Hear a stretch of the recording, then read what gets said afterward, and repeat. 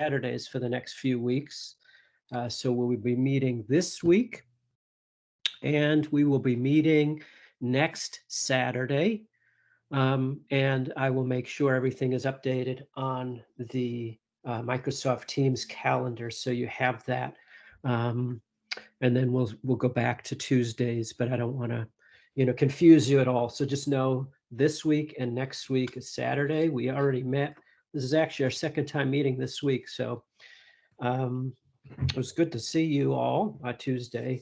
I did want to acknowledge Elena. I saw a question come through from you via Microsoft Teams, and when I went to get it, it didn't really show me anything. So I don't know if it was a problem in the question. So maybe you had a question, it looked like, regarding the quiz for chapters 4 and 5.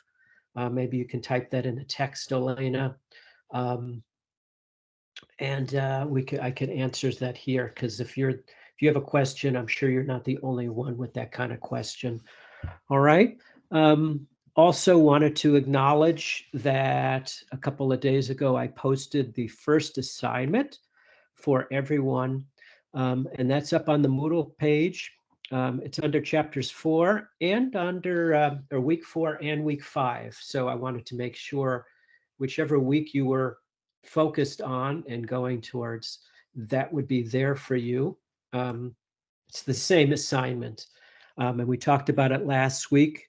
Just as a recap, you'll have about 2 weeks, actually, I think about 2 weeks and 2 days to finish it up. It's due by the 24th.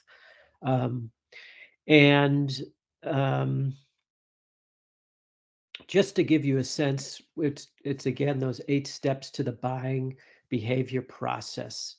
And you are to take either the position of a buyer, which we all are buyers of something, right? Even going to a restaurant or article of clothing, or buying a service, internet service. But if we are in sales, many of us are. I know some people are in consulting sales, or selling software, or selling maybe a product. Then would be great if you can take the approach of the seller, and basically in 1 to 3 pages, double space. So again, double space means less writing for you all. Double space is then you'll just write about your experience, your personal experience as the buyer or seller, and pulling out 1 to as many as all 8 of those steps in the buying process. So like how you made your decision, how you evaluated if it was the right decision, how you looked at particular options if you were buying something, how you made your decision in terms of comparing things. And as you go through that process, you'll see, even as the buyer, you'll see how very important key decisions we make, that it will impact the seller and in the selling process. So that's what I want to make sure that you have to do. Okay. Elena, I'm reading your question. I will take a screenshot of that, and during the break, I will answer that for you, okay? And make sure that that's taken care of for you. Okay, good, thank you. All right, so open it up real quick. Again, the assignment, I think it's pretty clear. I mean, you might have some, small questions once you get into it and start going through it, but I will take a minute or two. If anybody has any questions specifically about that, or you started to work on it and you had a question, let me know. Otherwise, we're going to continue with our discussion that we had in terms of adaptive selling. And then we'll get into a very important part of sales, and that is prospecting. How do we get customers, right? How do we find new customers? How do we keep customers from going to a competitor? right? And so again, you can kind of see if, as we talk about prospecting, you can put yourself in both shoes as either the seller, right? Um, or the buyer. And so I see, Naran, you have a question. So yes, the assignment is posted twice. So I did that. It's the same assignment. And so if that becomes a problem, I will delete one of those. In terms of the Moodle, maybe Sarah, you can tell me if that's a problem on Moodle to have the same assignment showing in two different places. If it is, what I will do is I will just delete the second entry in week 5 and keep it in week 4. So Sarah, maybe you can type into the chat if that's a problem. When I posted it initially, it wasn't showing up for whatever reason. And I tried to get that to show earlier. Well, we had our class on Tuesday. So I then went to week 5 and put it in there where it showed up. And then the next day it showed up in week 4. So I'm like, oh my goodness. All right. So it's in both places. So just want you to, if that's a problem, I will delete it. But yes, it's in there. So I would say go to week 4 to do the assignment and upload it in there. Okay. And in fact, now that I kind of think through this, that is confusing. So when we're all done with today's class, I will go ahead and I'm just going to delete the second entry. Okay. Because now that I think about it, if I was a student and I saw the same assignment posted, I would be like, what is this? Do I have to do it twice? Okay. So I'm going to make a note. So I have some homework on my own too to do. All right. So we'll delete that assignment. Number 2. All right. See, I'm learning just like you. So I had a issue, and at least now we're live and we're on time, right? We had an issue with that a couple of weeks ago as well. So we're working through things, right? Nobody's perfect. Technology is not perfect, but that's okay. It's how resourceful we are in overcoming these kinds of challenges. All right, good. So I'm going to get rolling back into our material. Great. Thank you, Naran. Appreciate it. All right. So let me share again the chapter 5 slides with you all.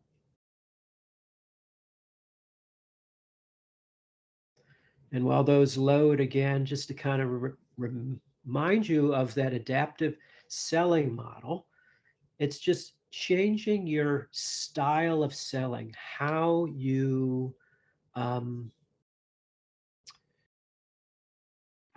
can kind of configure, how you can kind of use, because different people have different personalities, right? And so, and we'll talk a lot about this in this chapter and the next chapter in terms of personality styles. And you'll see that we have, and there's combinations of styles too. But if you're talking to somebody that's very much focused on data and they just want the facts, and all of a sudden, you're not able to adapt and share with them all the facts that they need, it's going to be a harder sale.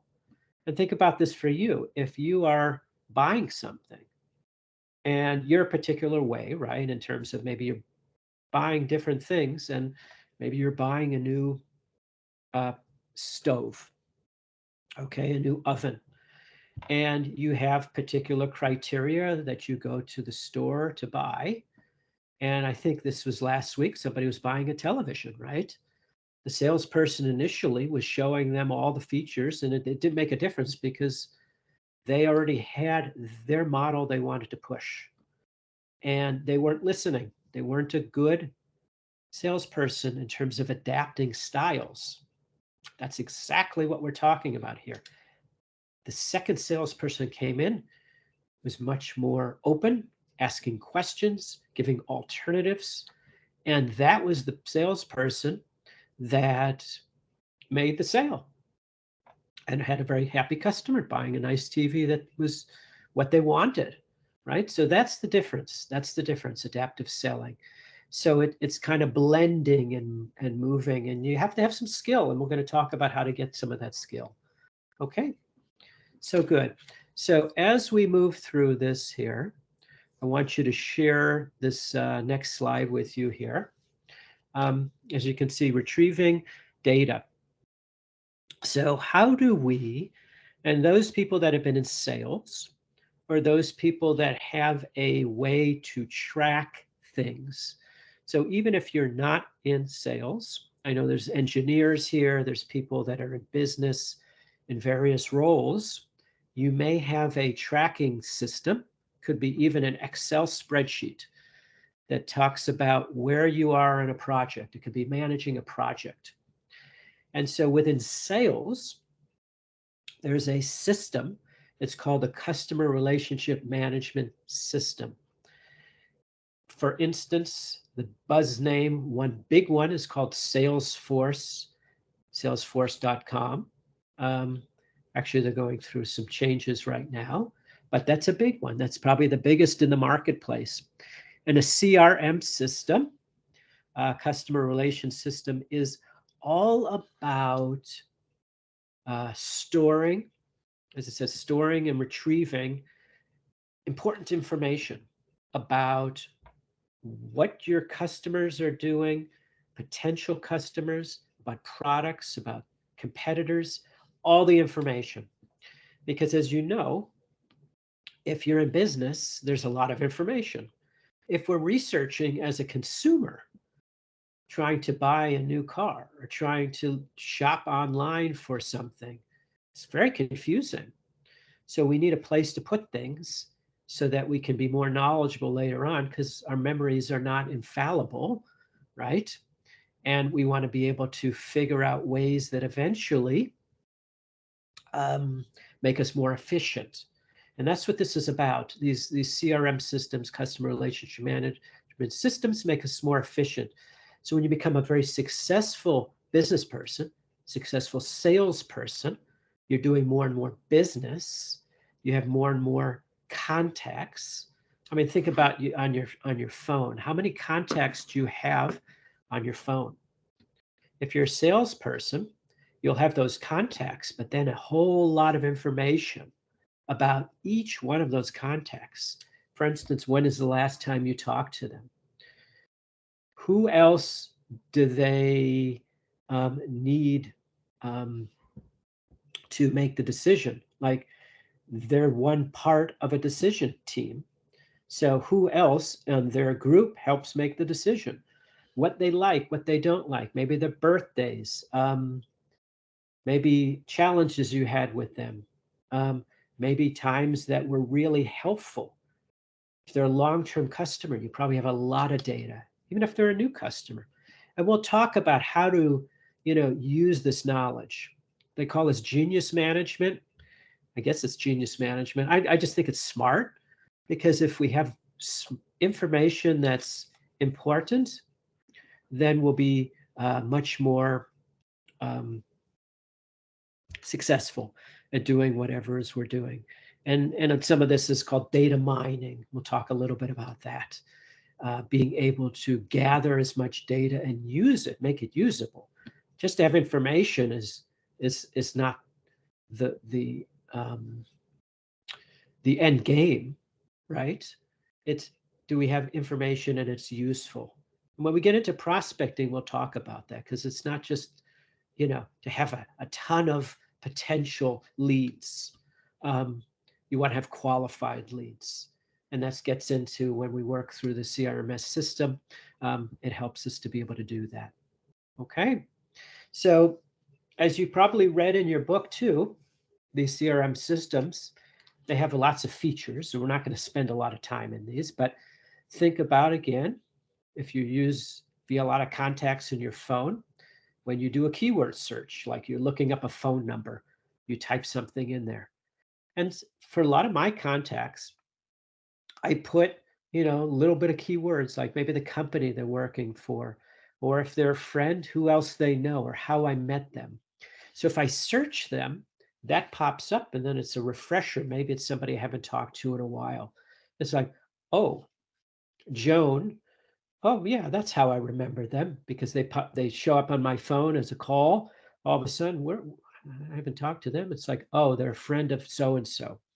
So you see how you can kind of make it manageable, the data manageable. And that's what we're trying to do here. And tagging and keywords and all these things, that's what they're helpful.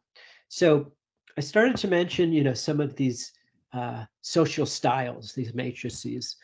And I think we're all in business in some way or another. We're working, we have jobs, we're in school. You may have taken a personality profile. You may have come across some of these different kinds. There's Myers-Briggs. There's the DISC method. There's so many of these personality styles or social styles matrices.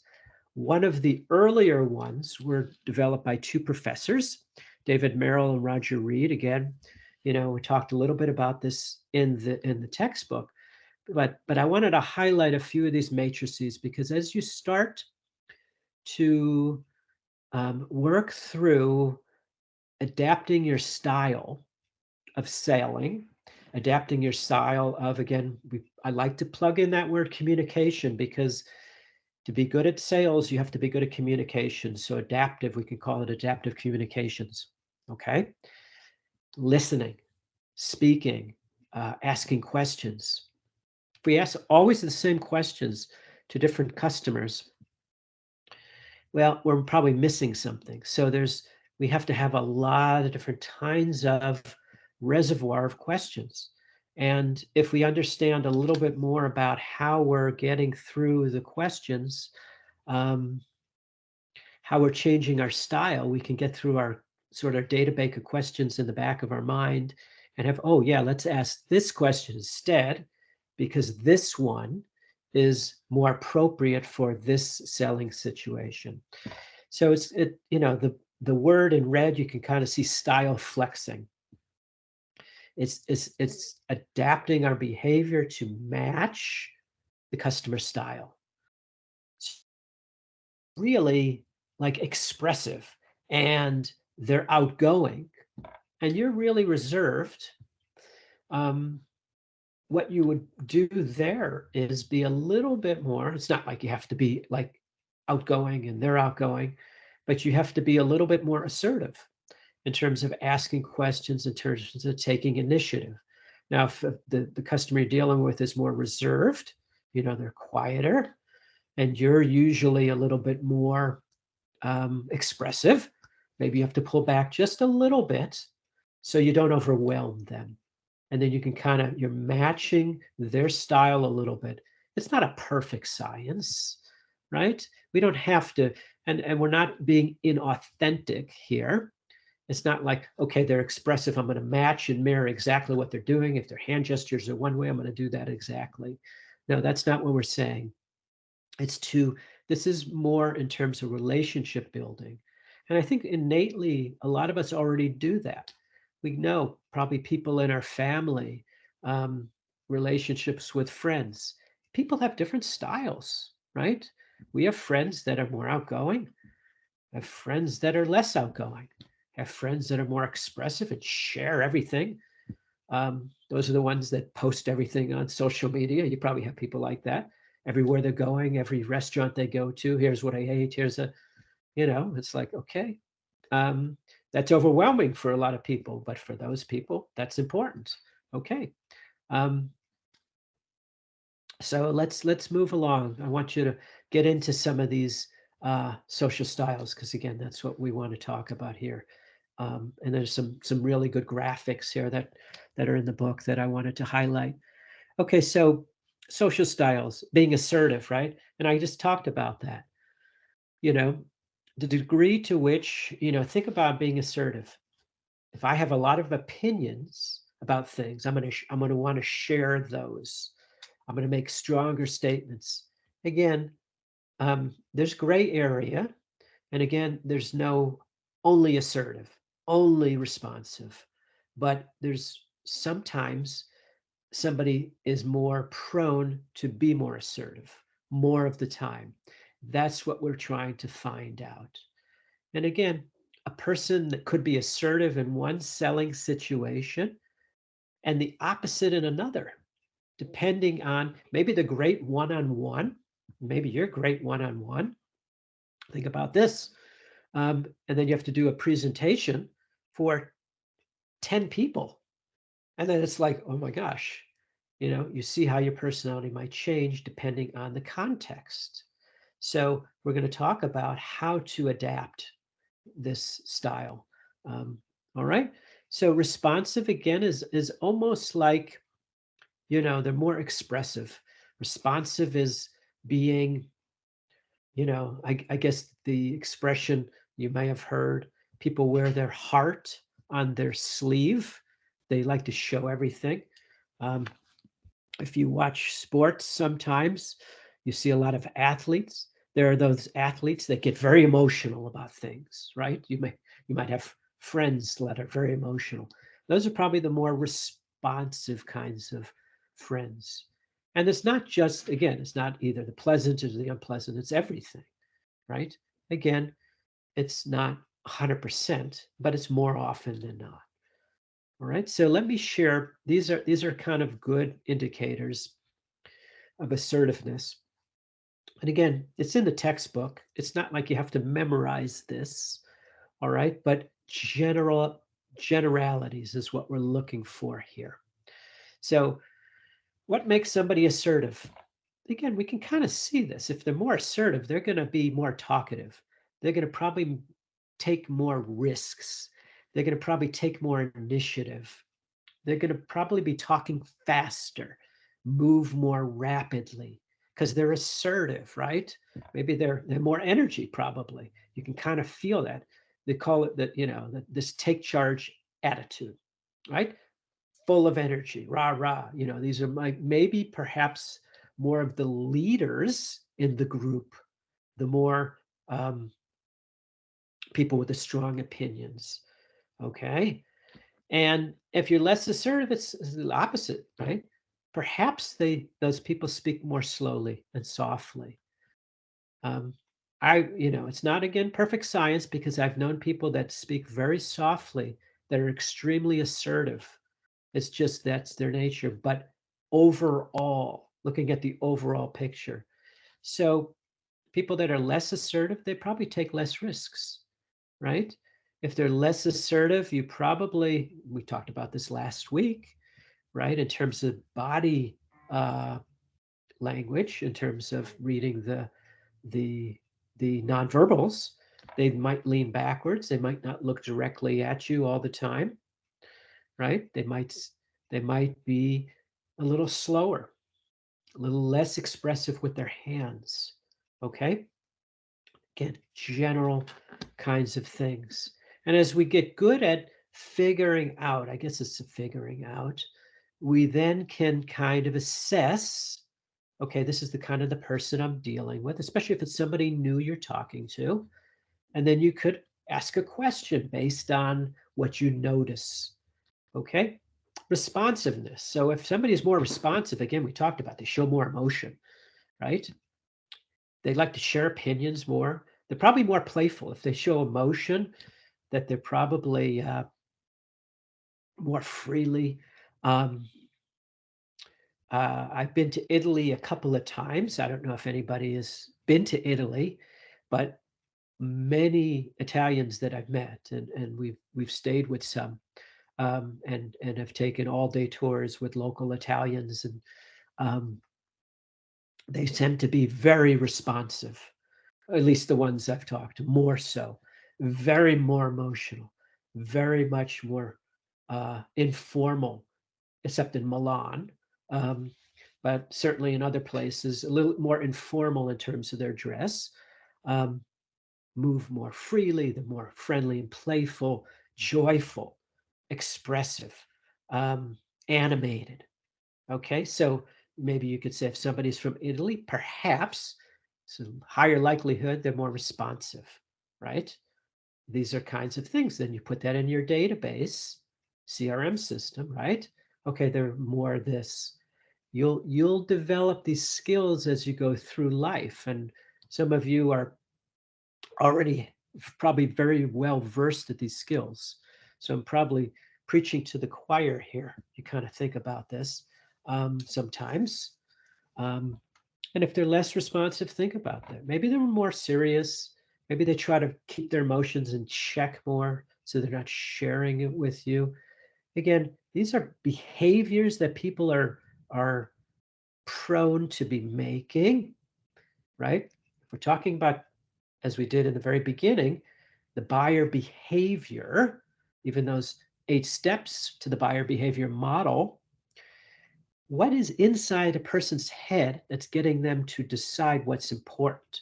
Which one of those 8 steps are most important?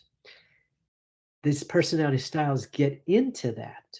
So this is all related. I love, in terms of how this book is set up, because they talked about the buyer process first, then they talked about, as we talked about, some of the communication, ways to present the nonverbals.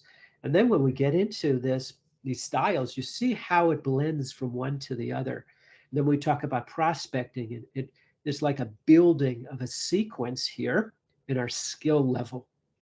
Okay, so let's move along. You can kind of see this is probably the main slide, if you will, that you can kind of see in terms of this social style matrix, you know, from the standpoint of how, you know, either we'll call them, they put these in 4 quadrants here, right? Again, it's not 100% in one and you're not the other, but more often in one or another.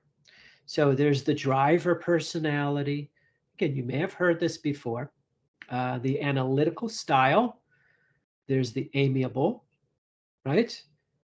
And of course, you know, there's the expressive one. And so there's the 4 styles, and we'll get into each one of those. But as you start to think through this with me today, think about those people that you already, if you're in sales or in the selling capacity, I know not everyone is, but if you are, think to some of your customers that may fit into these styles.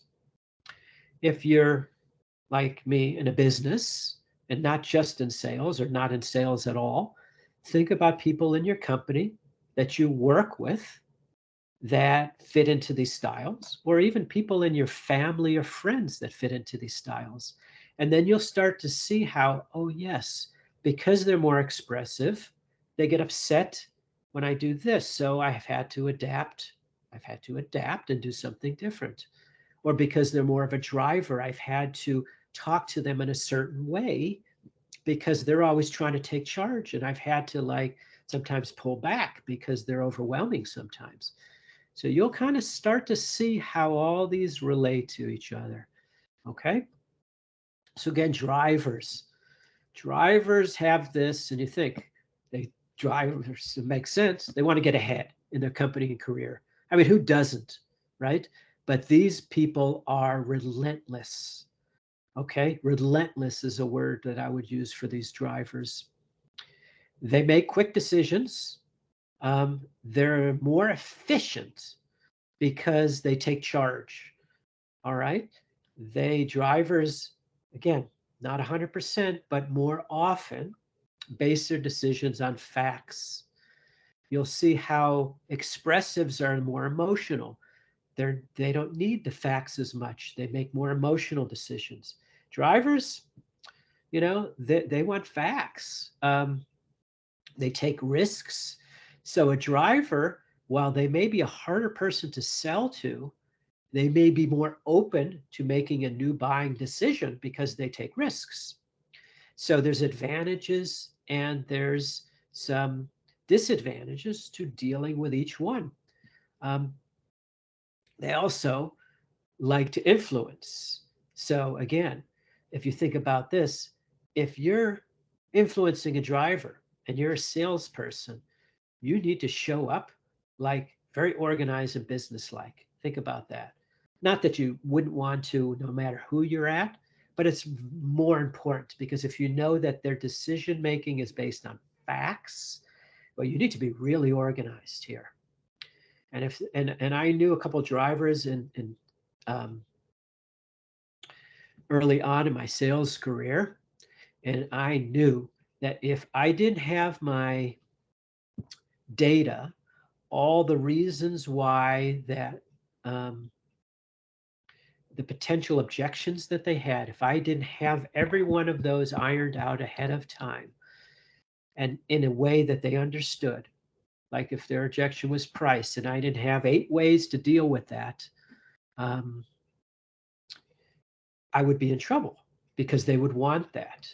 Now, if they were a different kind of style, it wouldn't be as important. And again, I was always organized. At least I thought I was. But I would have to be like extra organized for these people, lay it out because they want facts and they are very efficient. So they didn't like a lot of fluff either here. So I like to talk. I like to tell stories, as you kind of know from me teaching this class. Drivers might not want to hear all your stories. Maybe once they get to know you, they will, but they don't care as much. They want facts. So I've had to deal with that adaptive style for myself, and I pull back. Again, this is how I've adapted my style. So I try not to share as much with them on a personal basis because they don't care about that. I key in more on the product or the service and what's important to them. Other styles, it's different. Okay. So that's drivers. Expressives. Now, for an expressive, again, if you think about it, they're more emotional, but they like, okay, recognition and rewards.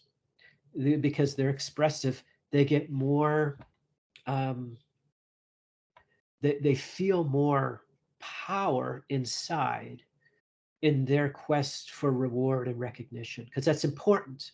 If they're expressive, they want other people to express and feel good about them. So then that becomes important to them. They're always thinking about the future. So where a driver might be just interested in the facts of like, okay, here's what I need right now. I don't really care what I need in 3 years. I want right now. An expressive might, of course, they want to know what's important right now, but they're also focused on what's important 3 years from now. The vision. What vision do you have for the service? Are you going to be around in 3 years? Yes, you're very good right now, but you're a new company. Can I trust you? If you're not around in 3 years, well, why should I buy from you? You kind of see that. Think about it in your own buying decisions, right? It's important to know if we're more expressive, well, then we need to have things that meet us in the level of decision making that we're best, that we want, right? Um, so expressives act a little more quickly because they are more emotional. And so if that's the case, right, they also take risks, but they act more quickly. Drivers may take a little more time, perhaps, than expressives. So sometimes expressive can say, you can call them impulsive sometimes. Sometimes. I mean, I'll say that because, being in sales for a while. So if you are a salesperson, what you want to do to key in on expressives is make sure you talk about their status and recognition. People that have bought your product or service before have been so happy with the product, and their customers have been so happy. Like, again, say if you own a health club and your customers are the people that are in the health club going through your weight training programs, your fitness programs, you're part of your people that work for you, the athletic trainers in your gyms. Well, you can talk about, well, to the potential customer that's coming through the door. all the qualifications that your trainers have, and they're very skilled at what they do. And they've talked to and they've helped 300 people get their fitness goals before. You talk to that and you key in on those kind of features, expressives will really like that. Okay. Amiables. Amiables are those that they're also emotional, okay, but and they're easy to get along, but they're really slow decision making, okay, because they avoid risks. If you avoid risk, you don't want to make a decision. Think about that. So if you're not making a decision right away, amiables, might be the best people to talk to if you're not feeling great in sales, but they may be the hardest sale because they're hardest to get to make a decision. Think about this. If again, people like this, did they avoid risks and take a long time to make a decision? It may be you in certain situations, you know. But relationships are very important. So with amiables, you got to really build that relationship. They got to get to know you. In sales, I think back to a lot of my customers. I have some that it took me 3 or 4 years of constantly working on a relationship with a customer until they became a customer. Does that make sense?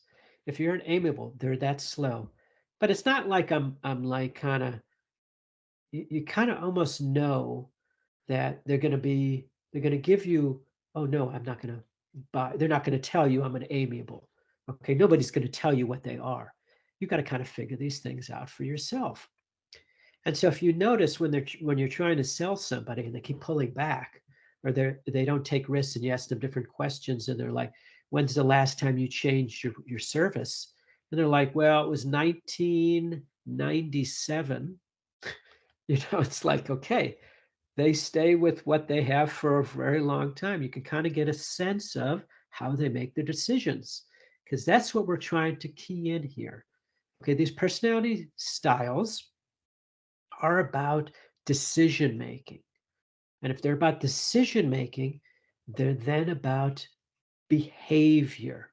If they're behavior, they're about the buyer behavior. The buyer behavior then becomes, how do I communicate? How do I ask questions? How to develop the relationship? Again, amiables, they could be your most ardent supporters of your product. They could be your most fierce friends. It may just take a while for them to be like that. Okay? If you had to put me in a category, right? Oh my God, got to put Professor Todd in a category here. I'm probably more amiable than driver. Okay. Not always, but I would say more of the time. So do I make decisions? Thank you. Do I make decisions quickly? Some decisions I make quickly. Others I take a little time. Do I take risks? Sometimes. Do I avoid risks? Sometimes. Certain situations I'm more amiable. Okay. But I have relationships with friends that I've had for more than 30 years, and they're very dear to me. Doesn't mean I don't have new friends. My closest friends, my closest customers have been around for a long while. And I always thought about it, was like, why is that? Right? Well, it's like, okay, you have to understand how you are being sold to as well, right? How people approach you and what resonates with you can kind of then guide you to where you might fit. Because if you know where you're at, again, then, okay, I can then process where they may be coming from more often in this situation. And then what I could do is adapt my style.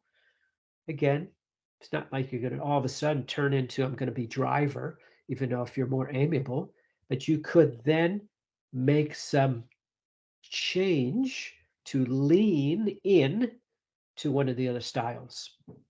lean in, not be there all the time. That's what we're asking of us in terms of adapting styles. And, amiables, think about this. They want to talk more about employees and satisfaction. Again, if you think about building relationship, it's like, so satisfaction of employees is important to them. How long have you been with your company? Are you enjoying your job? Amiables would love to know that. Well, I've been with the same company for 12 years. Or even if you're new, I've been in the same industry for 30 years. You can tell them that, have you stuck with your same company for a while? They want to know that. All right. And then there's the analytical, which is probably the easiest to decipher, I would think, because they love facts. Okay. Now, drivers like facts too. So remember that.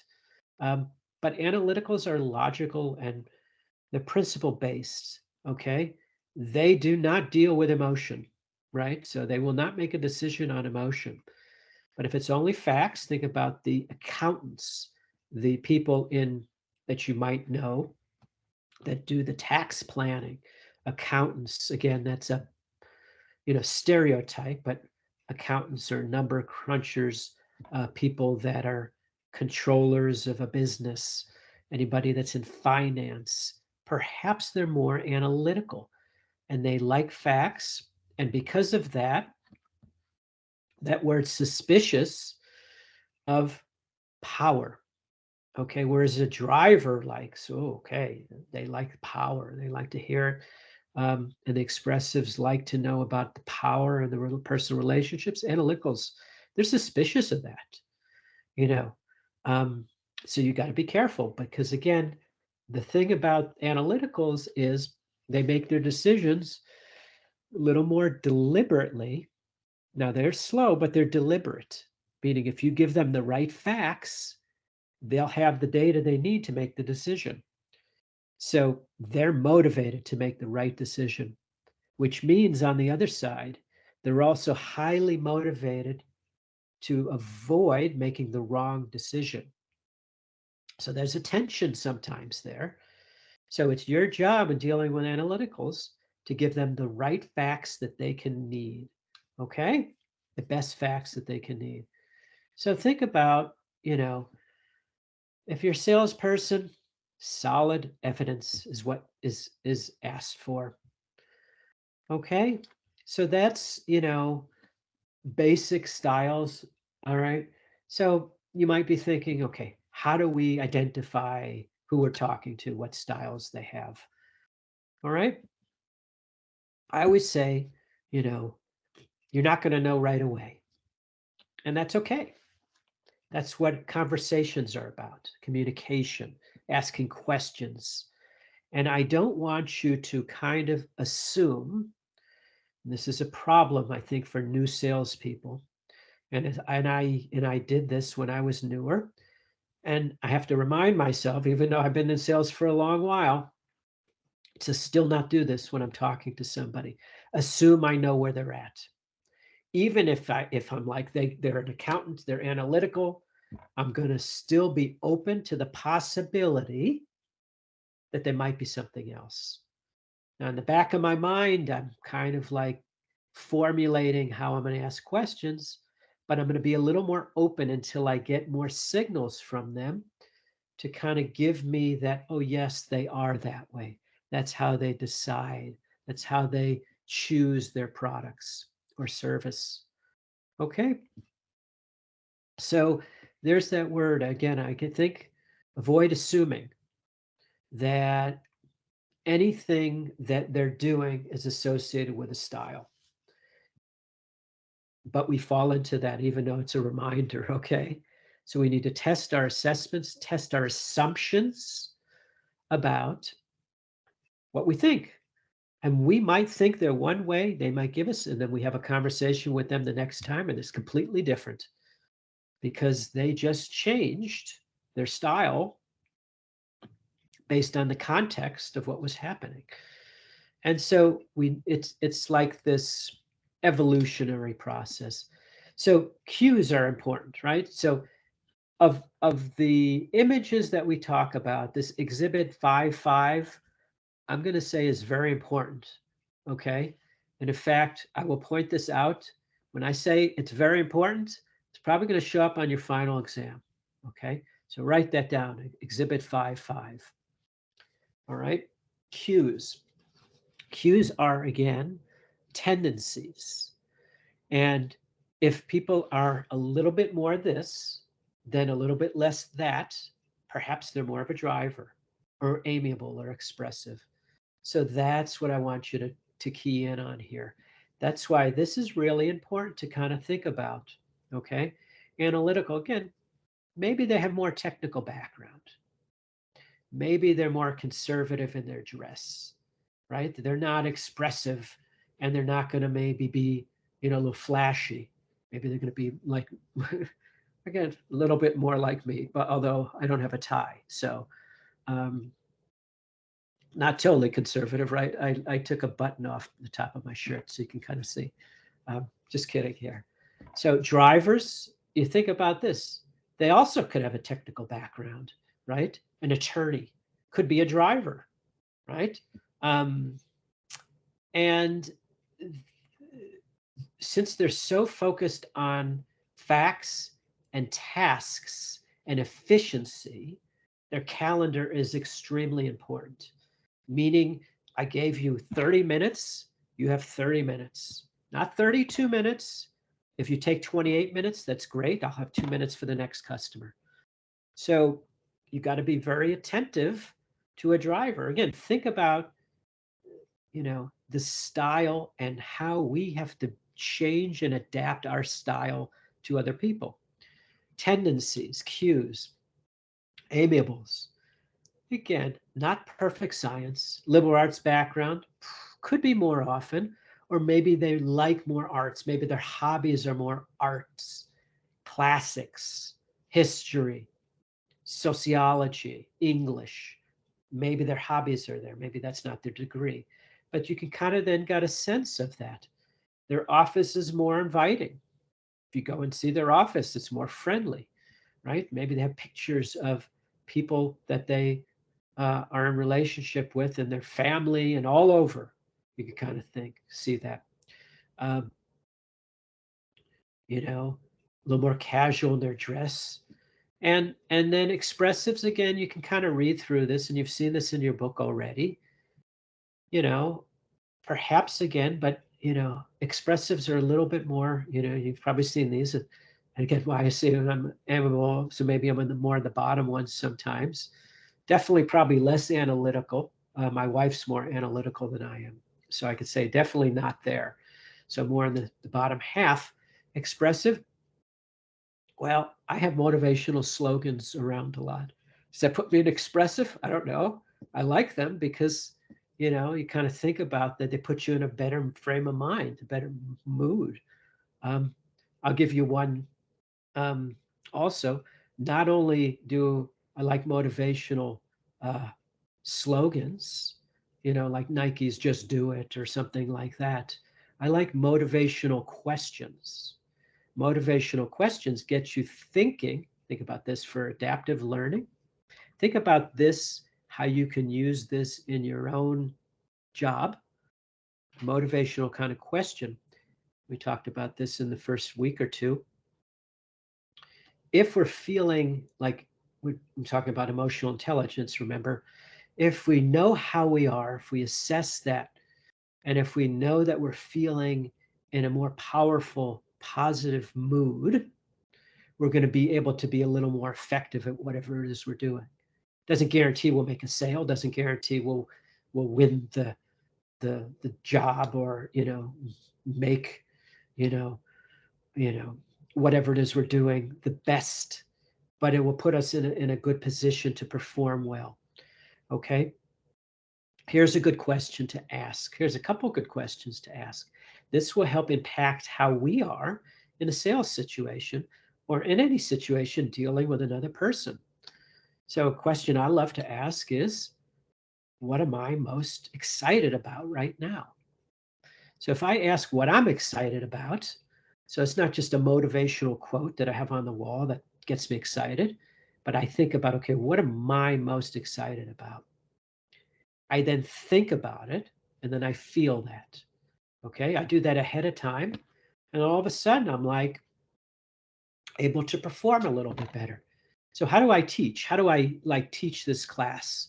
So one of the things I do each morning or each time before I teach or each time before I have an interaction with a customer, I always ask a question like that. What am I excited about? Or I get into gratitude. What am I most grateful for? A lot of science here in terms of gratitude. And you may have a gratitude diary. You may have heard about those kinds of things. Maybe you haven't. But the science shows that if we key in on thinking and feeling what we're most grateful for or what's good in our life, even if something's not happening. I mean, there's lots of tragedies going on right now, and hopefully you all don't have any people that you know that have been devastated by the horrible earthquakes in Syria and Turkey, but maybe you have. So I know even in those situations, it's like, okay, what do we feel grateful for? That's tough because we know people there. But we can, if we put ourselves in a mindset, in a feeling state of, okay, what am I most grateful for? Well, I have four walls. I have a house. Yes, there's a lot of people that don't right now, but it allows me, though, to be more effective in communicating and being with the people that I can make an impact on. And so doesn't matter what social style you are, you're going to go through a time that's hard. It doesn't matter what social style your customer or the person you're talking to is in the moment, they will go through difficult moments. It's, again, how do you move through those more quickly? And if you can do that, you'll be more effective. And so I'm just giving you a couple of bits and pieces of how I stay positive or more positive, or at least neutral. How do I stay at least more neutral to be able to perform better, if that's such a thing? Okay. So I want you to kind of think about, again, 5-5, that's important. In a sales presentation, again, sometimes we make assessments. It can be misleading. If we're seeing a presentation by somebody else, you know that. I mean, if you're searching for products on the internet, they can manipulate data. Think about that. You're trying to search for facts and they're keying in on facts. I mean, governments do this all the time. They'll have some facts that you're like, this is not the reality. What are you talking about? And you're like, but that's what they're saying. But then you dig a little deeper and okay, the facts are a little bit more involved than what people are sharing. So these last few slides that I'm going to share with you are pretty much the same kind of thing in terms of that. Remember those word cues. So we don't need to spend a lot of time on it, but as you think about it, this gets into a little bit of like, okay, so they have this style. What is the behavior behind it, maybe? And that's what I want you to kind of look at with these kinds of these next two slides. All right. And then if you think about it, okay, again, the four styles, general categories. So in a sales interview process, drivers, again, probably a little more business-like. What does that mean? Analytical is more business-like. So if you're in there, you're going to have to dress more business-like, right? If you're more expressive and you usually dress more flashy and you're dealing with a certain customer, maybe you got to tone down your dress. Yes, I know we say we should always honor who we are, but at the same time, we have to honor who we're talking to as well. So there's a balance of that as well. So maybe I'm dealing with a driver, maybe, okay, I'm going to wear a tie. Even though I don't like to wear ties, I will in that sense, because I know maybe that's more important. Okay, just throwing that out. Pace of the interview, think about this. Drivers, they want facts. Quick. There's a difference between being deliberate and being quick. Quick is not a lot of fluff. right? Deliberate is having exactly the detail that's important. Um, and then the information you provide, think about this. If you're going to provide um, to an amiable, you make sure that, if you're giving them evidence, it's got to be trustworthy, because again, they're so keyed on friendships. And if they get burned by somebody, like you represent a company that didn't service them very well, that may impact an amiable much more than a driver, because a driver can take more risks. And you made a mistake, and they can just say, you know what, that's one mistake. Okay, let's go. You got value, boom. But if you're dealing with an amiable, I know Elena was talking about this last week. I don't know if her customer was amiable, but she said that there was a problem of the software, and she was able to solve that problem. She solved it right away. That's important. Now, if her customer wasn't as forgiving, you know, maybe that would have been harder, but she was able to solve that problem right away. And that created more of a trust, a bond. And so that actually, even though they had a problem with their service, then it actually, for the long term, is a better value for that customer to stay there, because, like, if I have another problem later on, they're there for me. There's that relationship piece that's so important. Okay.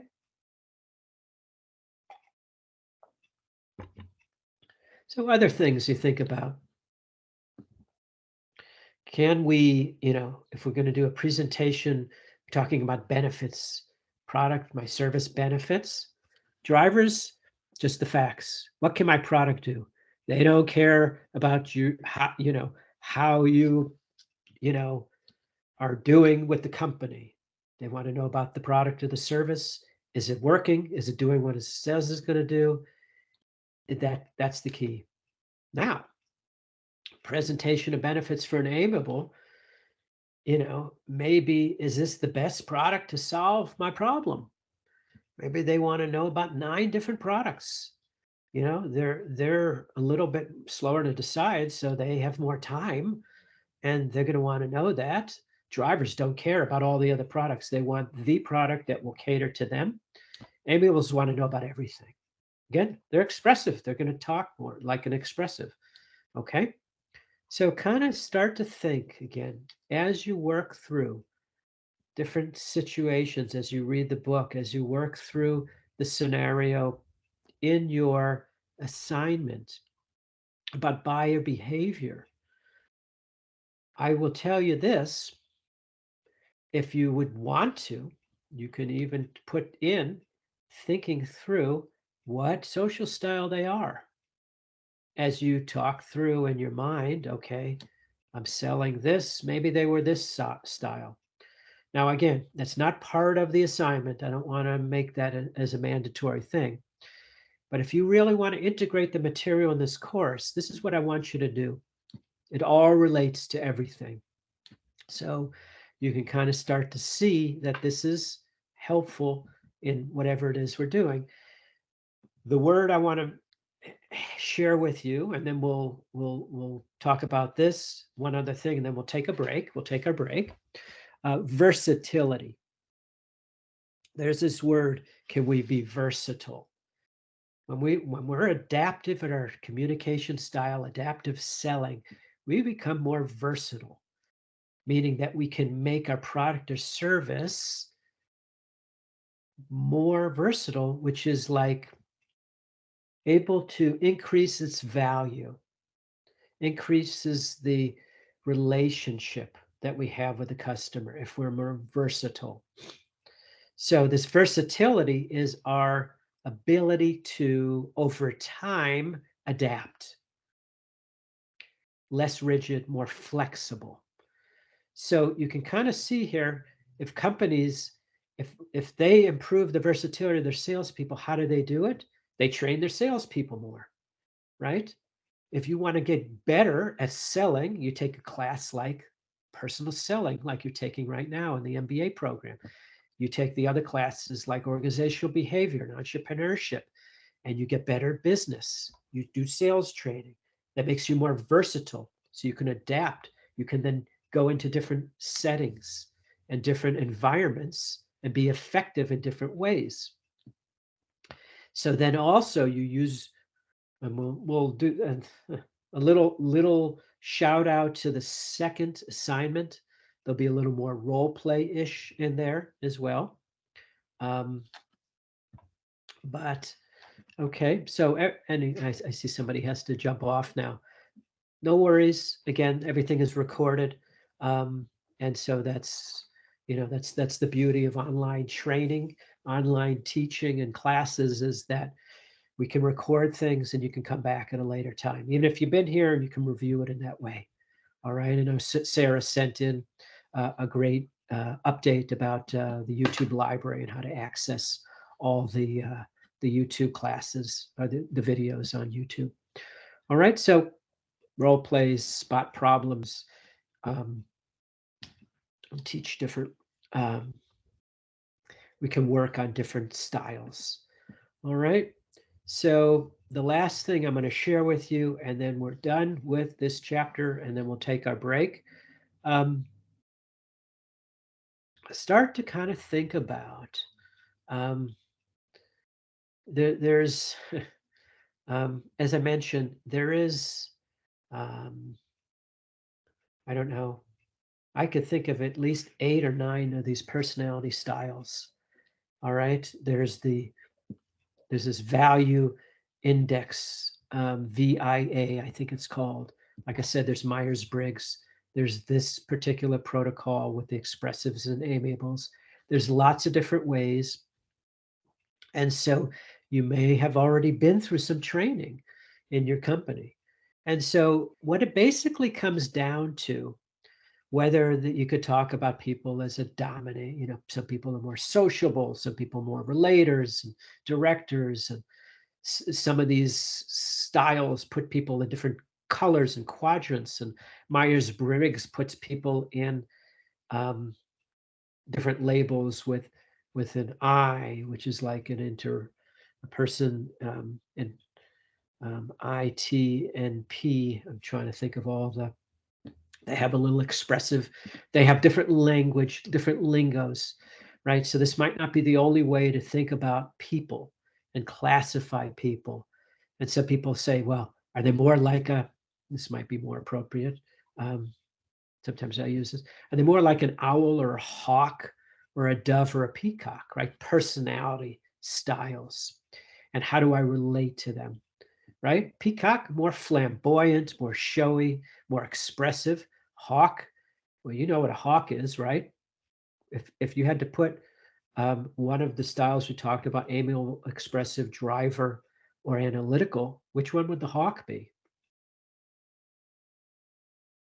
Which one do you think the hawk would be? Everybody still there? What do you think a hawk would be? You could type it in the chat. Take a guess if you don't know. They want facts. They're so focused on control and power, right? Think about what a hawk would do, like a driver, right? So a hawk would be the driver personality, right? So just exactly, Samia, driver, beautiful. A dove, right? More friendly, probably the amiable, the dove, right? So you can have fun with this, is the last thing I'll say. Again, it's not a perfect science. I don't like to, again, pigeonhole people in one style. I don't like to do it, but it helps me at least prepare and organize my thinking about who I might be coming across, who I might be dealing with, and how I might be effective. Again, I try to treat every situation as like a blank slate, in a sense of, I don't want to make too many assumptions. The more assumptions I make, I then could miss something. So I try to be more careful about how I go about things. Everybody has a little different personality style, right? That's true. Do they always fit nicely in one of these buckets? No. But you can be more successful if you're aware of where you're coming from, where your style is more coming from, and if you have a sense where other people are coming from. And then you can match and mirror, and you can adapt your style and your communication and your selling to fit those people. All right. So that's what I have for you for chapter 5. We're going to get into the next chapter after the break. So right now, let's take 10 minutes. And when we come back in 10 minutes, we will start with prospecting and talk about one of the very most important things for a salesperson, and that is getting customers. All right, I will see everybody in 10. Enjoy your time, stretch, do whatever you need to, and I'll see you in 10 minutes.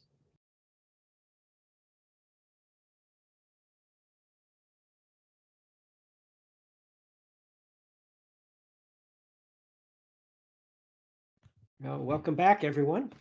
All right, so let me get our next chapter loaded here. While this is working, any questions about anything we covered so far today from adaptive selling?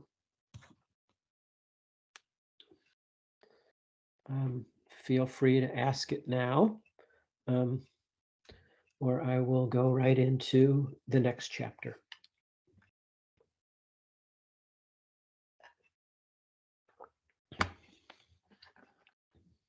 Okay. So learning objectives. Think about this. We talk about organization standpoints. Organizing things, learning objectives are ways to organize, right? So I try to make things available in a way that people can understand. Here's another thing that to think about that we really didn't even talk about in the last chapter, but if you are talking to multiple people, you're making a presentation to multiple people, then you got to be, as what my friend Bobby would say, be able to cater to people in all time zones, meaning that you have to cater to people in all quadrants, because you might have, say you're talking to 5 different people. You're in sales, or you're not in sales, but you're an engineer, and you're making a presentation to another team that has 6 people. They may have all different styles. Now, engineers, you can say, are in a particular style. They're probably not drivers. They're probably maybe more potentially analyticals. But within that, there's different degrees, right? So it does get a little complicated, and that's why it's important to be adaptive. If you're good at adaptive, you can mean, I can talk to this person in the same presentation this way. They ask me another question, I answer it. Another person asks a different question, and I can answer that. It's like being flexible. Okay, you get good at that, and you become very effective. All right, so I want you to see here, this is all about prospecting. Again, why is it important? I mean, that's a silly question, right? If you don't have prospects, well, you're not going to be a very successful salesperson, or you're probably not going to have a good company for a while because you won't have any customers. And there are companies that always are in need of more customers. I think every company is. You think about that. Are all sales leads good prospects? Well, we'll talk about that too, because I don't think, and that's important, just because there's a lead doesn't mean it's a good prospect. Okay? How can How can prospects be identified? We'll talk about that. Okay. How can we be effective at leading qualifications?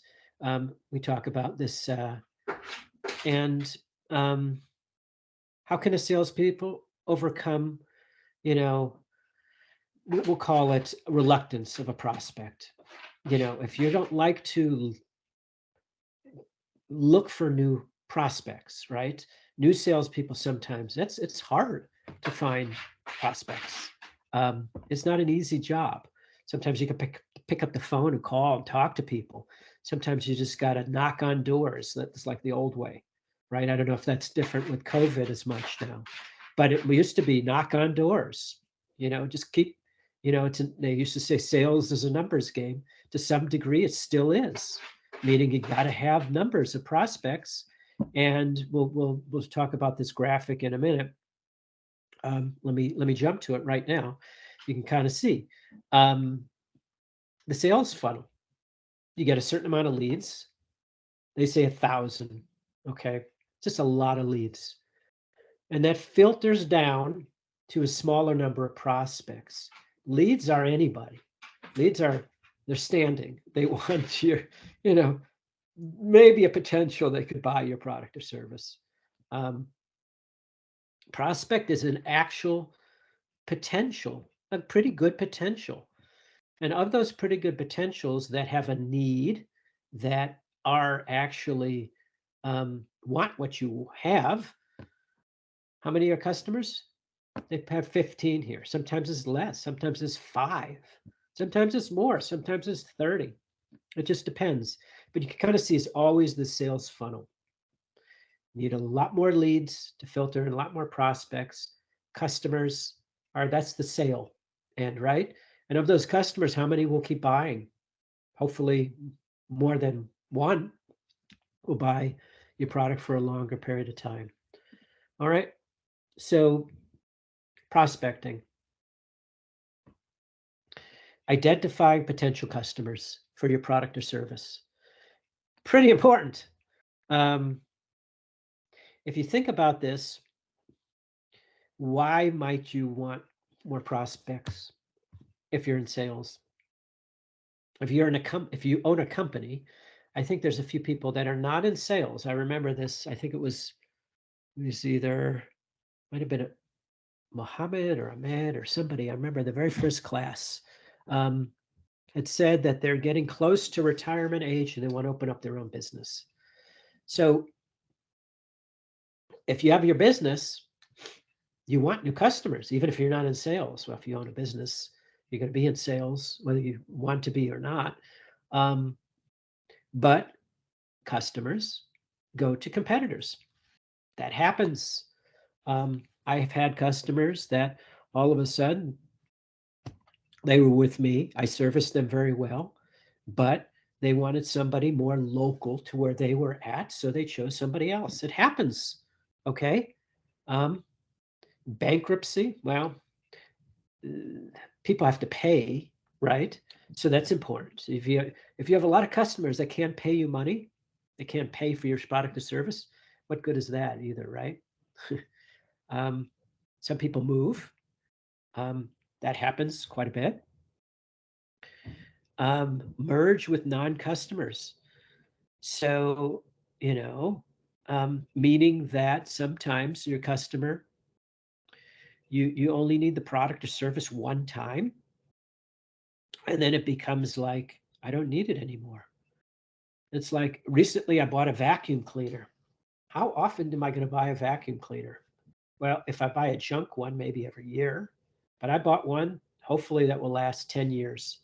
So I'm not in the market for a new vacuum next year. So the place that I went to, they can't sell me another vacuum. Well, they can try, but I'm not going to buy it. Now, what they can sell me are the bags for the vacuum, the stuff that goes into the bag that keeps it from smelling too bad, those kinds of things. Maybe the service, but they cannot. It's not going to work for me to be another vacuum customer. What I can be, and we'll talk about this. This is important. Where customer prospects and new prospects can come from. the vacuum I bought, it's really nice and it's worked very well. So if somebody asks me that they know I bought a vacuum, I'll tell them where I got it and what kind. That is a valuable piece. Put that in the back of your mind because we're going to talk about that.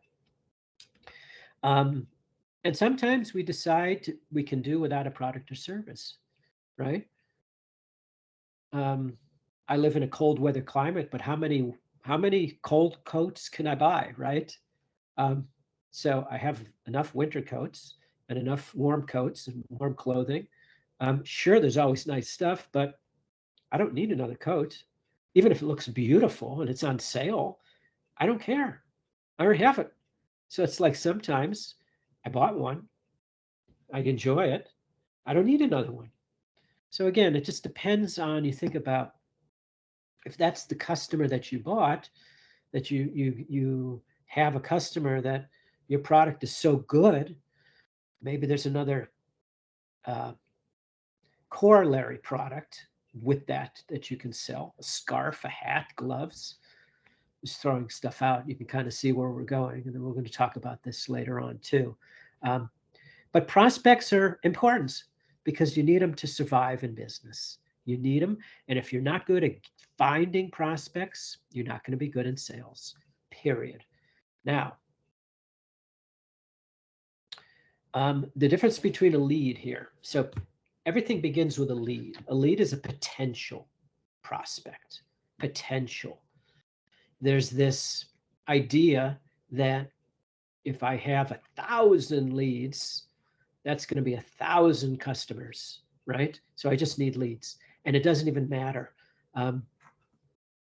Say I'm a company that provides internet service to, let's see, internet service for airplanes. Maybe that's my job. And, I work for Cisco Systems, and that's my role.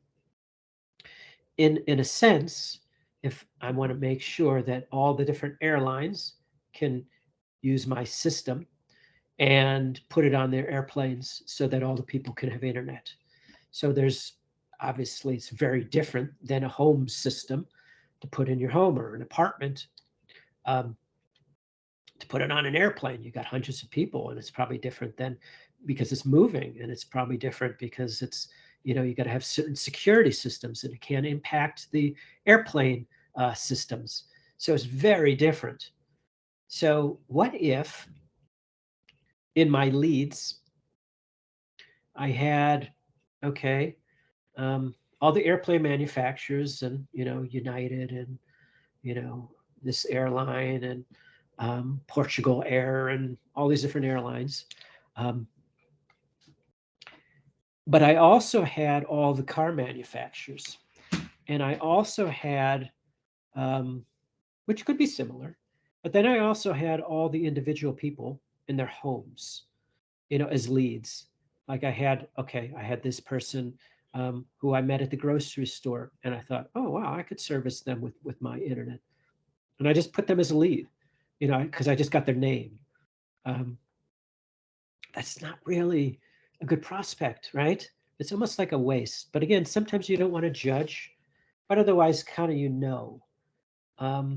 and this gets back into sales, and sometimes how the management and sales sets things up. So in the very beginning, when I was in sales, and if you remember, I sold also textbooks, like we're talking this online book, but before there were a lot of printed books to university professors like myself. I would call on people like myself, get them to use my book in their class, like this Castleberry sales book. And from that standpoint, that would be my role. And if I got the customer, that was my job. But my company set it up where they say you have to talk to 30 professors every single day. And we want you to track that in this CRMS system, customer relationship database. And I know 30 was crazy. They just wanted numbers. Maybe more successful salespeople did 15. But I had to do 30 or they would take my bonus money away from me, or percentage of the bonus money. So what did they do? What did people do? Well, we just kind of like, oh, well, I know this professor, they don't really teach in this course that I have a book for, but I'm just going to put them down anyway because I need to put down another potential prospect, a lead. And people had to do that. I had to do that, but I did kind of make things up. You know, I walk into a lunchroom with 4 professors, graduate students. I'd get all their names. 3 of them wouldn't even be teaching at the place where I was going to be selling next year, but I put their names down because, again, I needed it. Is that really a prospect? No. Is that really a successful lead? Probably not. But sometimes a company sets things up. So call it a game, whatever. Here's the thing. We got to qualify the leads. If we want to be successful, regardless of the system, the way the company sets things up, we don't want to qualify a lead as a potential prospect if they're not really. And so that's part of this job for us to figure out, is it really realistic that they'll buy our product? Do they have a need? Got to ask questions. We got to figure these things out. And I think we're all eager. We would love to have hundreds of extra customers. And we know, okay, as I said in that sales funnel, well, the more leads we get, more prospects. But again, what if the number of leads sometimes then if I could get it to be 2,000, but they're not really effective leads. So the prospect still stays at 200 no matter how many leads I get. So you could see we want to be efficient at what we're doing. Okay, we want to be efficient. So it's important to qualify the lead. Okay, so let's move along here. What's a good prospect? What's a good prospect? Think about this. Think about you when you bought something, when you were a good prospect, and you think about if you ever walked into a store and you were just browsing. You had time to kill in between whatever you were doing. And so you walked into a store, you're like, oh, I'll just browse. Are you a good prospect to that store? Probably not. Now, you might have bought something. You may have. But usually you didn't have a need other than to kill time. You didn't really need anything in the store. Just looked like kind of cool things in the store. And so a good prospect possesses a need or a want. They need or want something that you might have. That's a good prospect. Doesn't mean they're going to buy you. Doesn't mean they're going to use your product. They may have a competitive product that they're using that you might know about it. Then that means like, oh, they're a good prospect. Perhaps. They also, like I said, the second thing is they can pay. They can pay for your service. Goodness, you could get all the people that want and desire your product, but if they can't pay, you don't have a very good business. So they got to pay, right? Otherwise, you become a volunteer service, and which there's roles for being volunteer, okay, but not a successful business long term is 100% volunteer. Also, if you think about this, this is important. They have the authority to buy. We talked a little bit about this, right? About the gatekeepers, the decision makers. Do the person that you're talking to, that's your prospect, can they make the decision to buy, or are they almost like an influencer? Could they share what you give to them to somebody else who makes the decision? So that's important. And sometimes, and we talked about this, to purchasing agents, some firms delegate people just to make the purchase, and sometimes they have the authority to buy, right? So you may be like when I was selling in the hardwood flooring industry, those coatings to make hardwood floors really durable.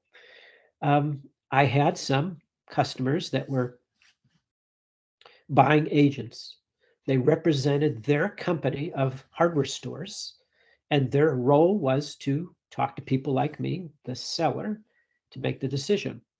I had other people where it was the business owner that made the decision, and they weren't just the buyer, they were also the user, they were also the salesperson. So it was like you kind of see how a good prospect but the thing about it is, if they're a good prospect, they got to be able to pay you. They got to want what you have, at least, or the potential for you to show them that what you have is of value to them. Then they possess the need or want. They see it. And they have some authority to buy if they're a good prospect. All right. So, what are more characteristic? You think about this. Do they view you favorably? Right? That's your role. Sometimes you could work for a company, you could be the greatest salesperson, and they could just think your company is trash. And it's not going to work sometimes because they've had bad experience after bad experience with your company. You're the new salesperson. You're really good at what you do. They just do not want your company, the service, whatever it is. Okay. Another characteristic, think about what of a good prospect. Can they buy more than once? Geographic location. Can they bring their product in for many people? So do you only sell, to certain prospects? So for instance,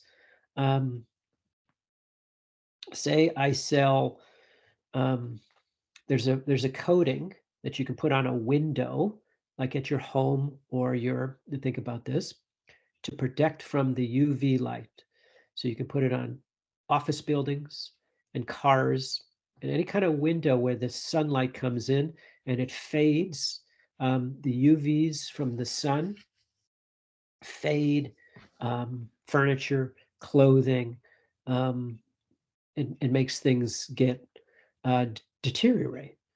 And so if I were to sell that product in we'll call it a really good market that has a lot of sun, and maybe they get sun 300 days a year, that is a much more viable product and has a bigger need than selling that product in a climate that only gets 40 days of sunlight a year.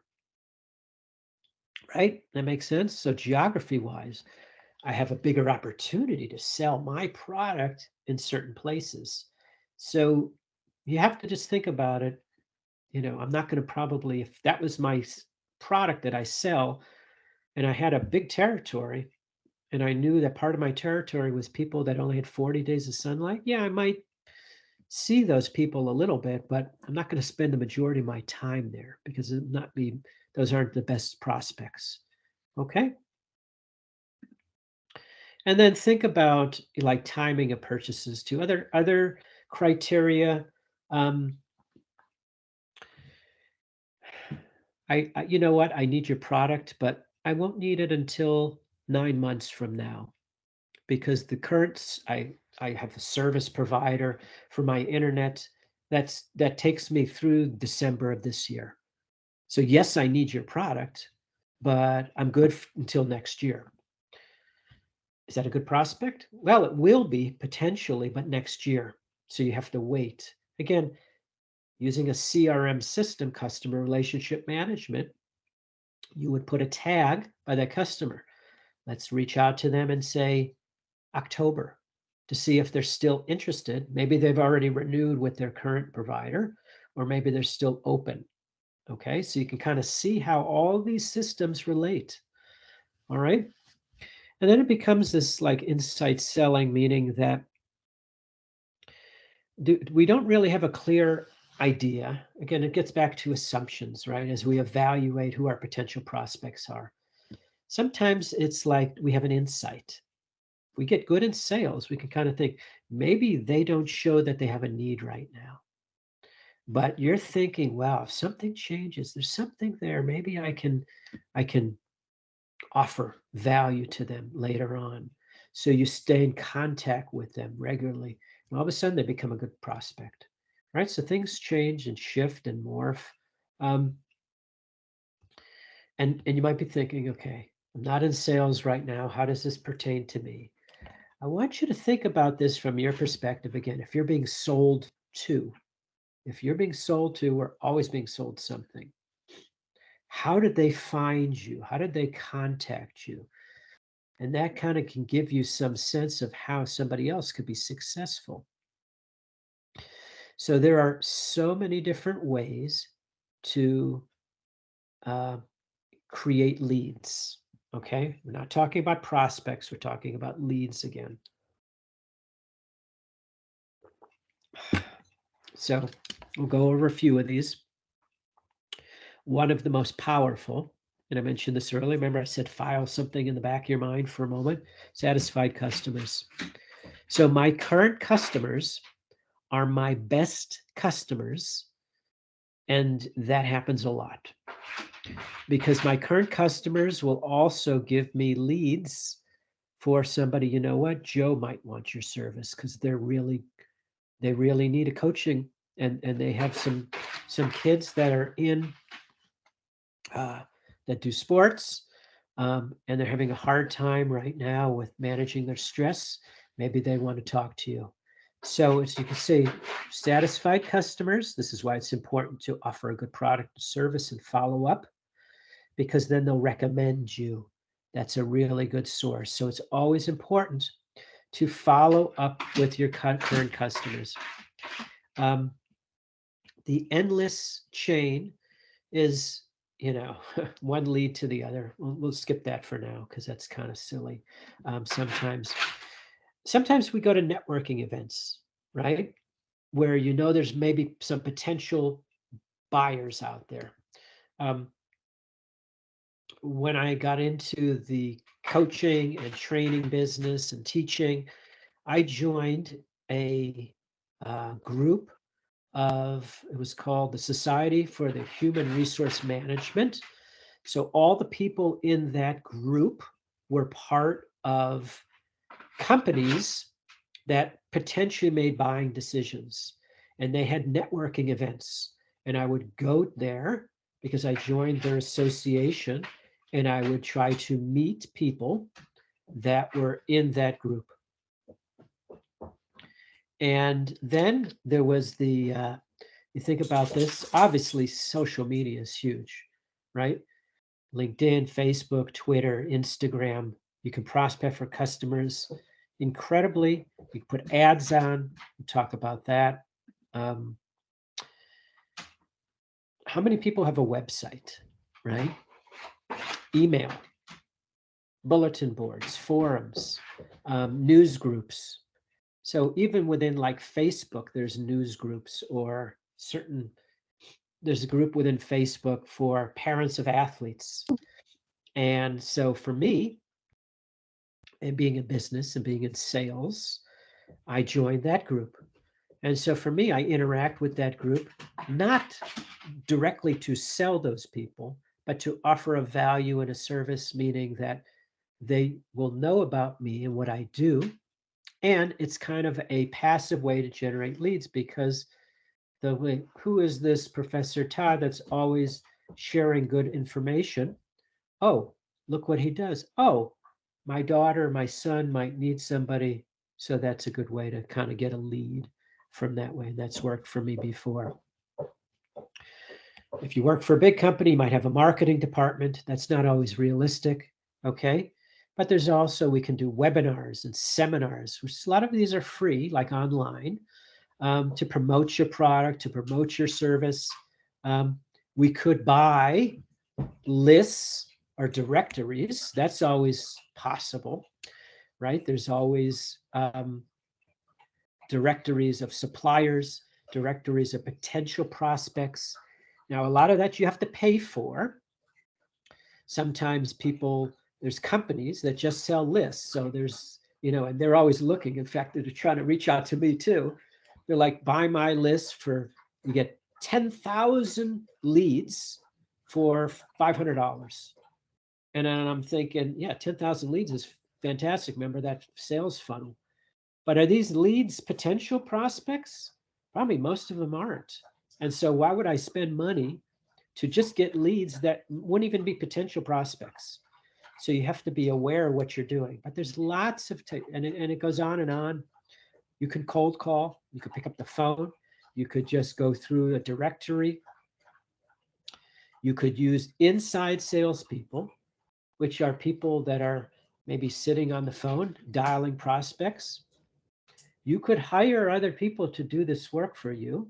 Some people do. You're a business owner, and maybe you don't like to do the cold calling. There are companies you can hire to do the cold calling. You could do a sales letter, which is basically talking about the benefits of your product or service, and you can have other sources, other salespeople, other kinds of things. Okay, so there's lots of ways to generate. So we're going to talk about a few of these. I don't need to go into all of them. But satisfied customer, for instance, customer referral value. How much each customer that you get, what is the value? This is like the long-term value of a customer. Think about this from this perspective, the long-term value of a customer. That's what they're getting at here. You put a monetary value. So like you get one customer, they might, and I think back to like one of my customers right now, they're kind of also a business partner. They're worth, I don't know, multiple thousands of dollars to me. Multiple thousands of dollars. They're worth dozens of potential customers, just one customer. Obviously, they're important, so I want to make sure that they're treated well. Okay? Current customers. Again, if you do good work, they'll promote you. Loyal customers will promote you like their friends and associates. Okay? And then satisfied customers. So satisfied customers, think about this. How do you create satisfied customers? Right? Well, what do we want, right? So referral events, think about this, are designed, they're large gatherings for your customers so that you can get new prospects. So there are specific things that people use as referral events, right? Industries in particular. So say there's a manufacturing industry. People manufacture, we'll say like in the hardware industry, there's a lot of different people, a lot of different products and services in hardware. Imagine walking in a hardware store, plumbing, electrical, you have house, like home and garden supplies, you have painting supplies. There's a lot of things in a hardware store. And so there could be an event for hardware store owners. And that could be a great place for you meeting potential customers, because you have some new customers there and you probably have some existing customers there. Maybe it's a great place for you to work and build your prospect list. Okay. So think about, are all prospects going to give you additional sales? No, that's not realistic. But the most successful customers, your successful customers, stay the long term, and they might provide a long-term value that you can continue to service them throughout the years. Maybe the product that you have is a one-time thing and it doesn't matter, but for them for the next year. But think about this, like the vacuum cleaner company that I went to and bought a vacuum. Well, how often do I need bags for the vacuum? All the time, right? So if they sell the bags at a good price, I continue to go there. I don't need a vacuum again.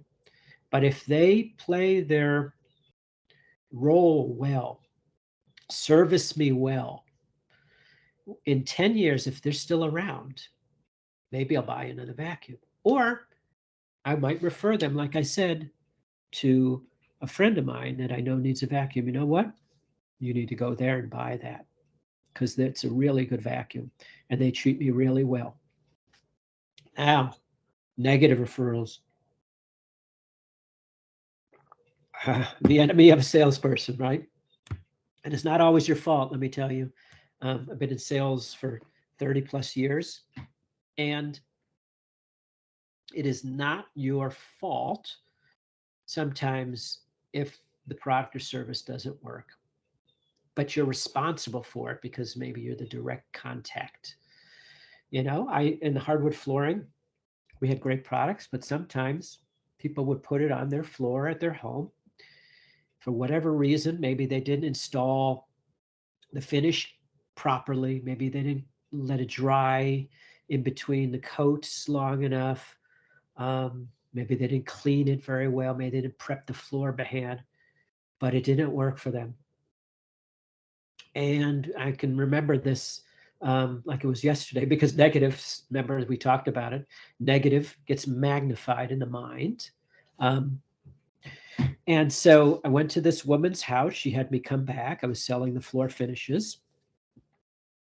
And I looked at the flooring and I'm like, oh my gosh, it's supposed to dry clear.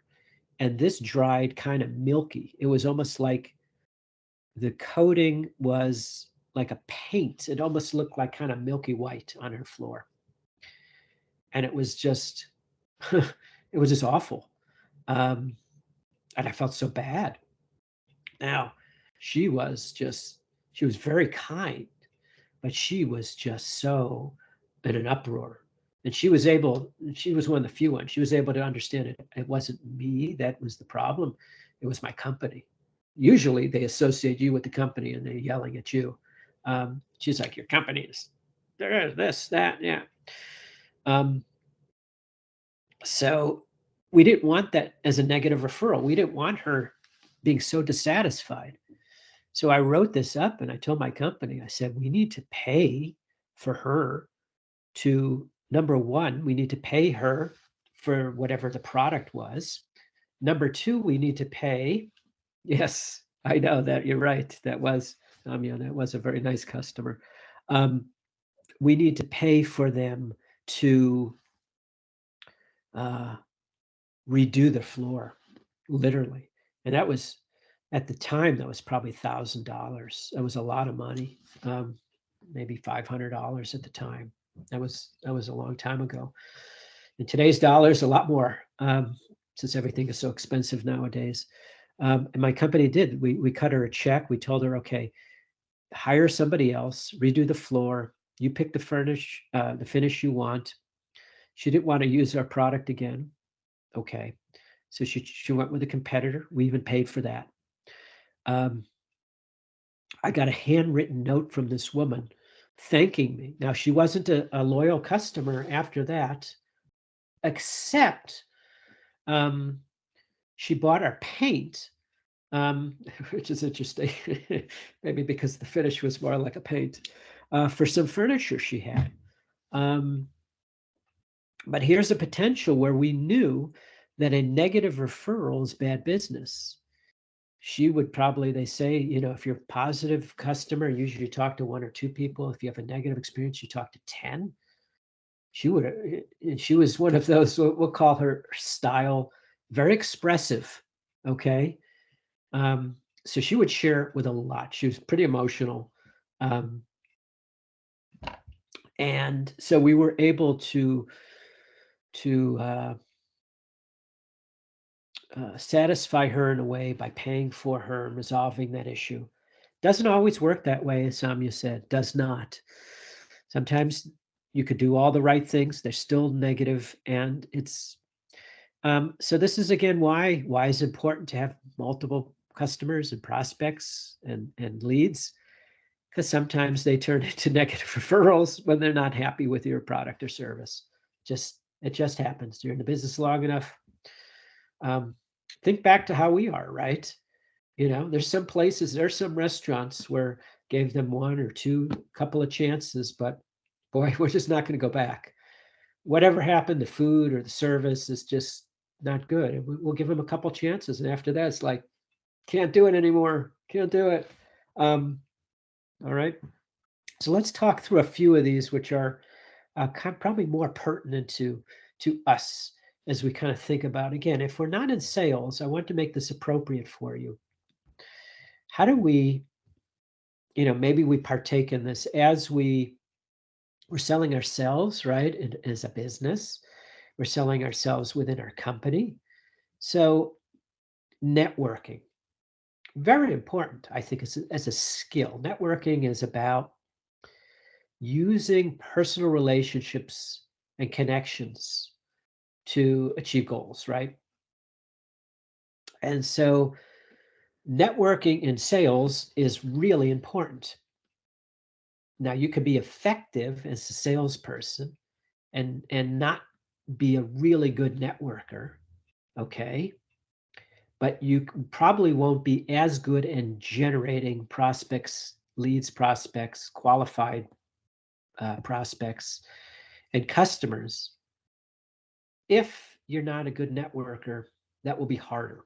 I think networking is really important. That's why I wanted to hit on this. So think about this. When we're networking, say we want a new job. It's not always easy to find a job, especially now, COVID or whatever. Maybe you're looking, maybe you're not. Maybe you had a job and, it's good, but you're always looking for something better. Maybe you're not happy where you're at, whatever. That's why sometimes we're, enhancing our skill set. We're here getting an MBA. Networking is important, and I think this. That helps. These connections can help us meet other people, can help us generate leads, gather information, generate sales. When I'm looking for new customers, I network. When if I'm looking for a new opportunity in terms of, okay, I want to need some new training opportunities, I network. I use LinkedIn to network. I use various social media to network. I use friends that I have to network, or customers that I know to network with their networks. So think about this, if your personality style, if you're expressive, networking is probably easy. If you're analytical, it might not be as easy. So it might be harder for you because it's just you're a little bit more shy about taking initiative and taking risks. Drivers, networking is like part of the game. They're just going to network. If it's efficient, they're going to network. If they know they're going to some place, it's just a lot of glad handing, meaning it's just not going to make a difference for what they're doing. They're not going to do it. But if they're networking and it's impactful and it's efficient, they're going to do it. So think about that from your perspective. If you're engaging in networking or you're not, how that could help you in your role. Do you network within your company to promote your work? Think about that. Are there people who you could network with in your company that you're not networking right now, different departments? There's lots of potential here. Okay. So how do you do it, right? Okay. Attend networking events. Sure. Mingle. That's sometimes not so easy, right? Again, if you're the amiable or expressive, that's easy. Go, right? I'm somewhat kind of in the middle, right? And so sometimes it's hard for me. So sometimes I push myself a little bit. But also think about this. If I'm always constantly following up with my new contacts and thanking people, which I always do, that's networking, because I'm constantly keeping in check of people. Networking, again, is engaging others, connections. So it doesn't mean you have to go to a networking event. It can mean, okay, I'm doing good work in my company. This is an example. I'm not in sales. I know a lot of you aren't. How often do you network with other people within your company? Meaning, network could be just like contacting them, finding out what's going on with them, so they know what you're doing and what role you have and how you've been. And maybe you talk to them every 3 months or 6 months or once a year. Maybe you don't. But think about who you could be networking with, who you could be communicating with, because that's what it is, communication, right? That might help you down the road. And so LinkedIn is a terrific one for business. If it's international, and I have people on my LinkedIn connections from all over the world. Hopefully you all have LinkedIn. Think about how you network. If you use it at all, you could be on there not networking, because you can use it to network with any potential customer, and you could search, and you could almost use it as a customer relation management system. Again, this is related. Think about LinkedIn could be that for you, even though it's a social network. So just another way to think about things. But you can see I'm a big fan of LinkedIn. I think I use it quite a bit. We could send leads. How do we use it? Obviously, we can make use of business cards, right? We could also use these networking performances. They have sophisticated tracking systems, some of these, right? Like LinkedIn. I send a message out, I can track who I sent it to. I can reach more people, right? I try to customize things, but I can reach a lot of people in a very short period of time all over the world. So yeah, LinkedIn is great. It is very powerful. And think about this. If you're preparing to introduce yourself in social situations, you know, what might you have, like, if you're going to network, they say there's this elevator speech. You said, like, tell me about yourself in 30 seconds, right? The elevator speech. And I heard that, and that's good advice, to have an elevator speech, like your best qualities in 30 seconds. But I also like to say, and I heard this from his name is Seth Godin. Seth Godin is he's a business owner. He was huge in marketing. So let me spell the name correctly, I think. It's in the chat here right now. Yeah, I think that's right. He talked about, instead of having an elevator speech, you should have elevator questions. Gets back to, in mind, motivational quotes or motivational questions, right? Think about, he said this for a reason. He's like, if I'm talking to somebody, potential prospect, in an elevator, and I have 30 seconds, that's great. But what I really want for them is for them to be engaged. And he said, I want them to walk with me and get off the elevator and follow me around and keep being interested in what I'm saying. If you're networking with somebody, that's what you want, to engage them so that they can be interesting. So if you can ask somebody a question that gets them talking and gets them to give you information about what might be important to them, then you can find out if they're truly a potential customer or not, or truly a potential prospect, right? Or they could just be a lead. So it comes to the point where I think we're spending a lot of time on networking, and there's one last slide here I want to share with you. This business of being the center of influence, okay? If you're going to network, think about this. Can you set it up where you're like the the well-known authority in your business. Okay, so that's kind of like, if you're going to network, it's almost like when you're think about this for yourself, even if you're not in sales, in your business, in your company, in your family, what do you personally want to be known as? Meaning, what do you want others to know about you that would be helpful?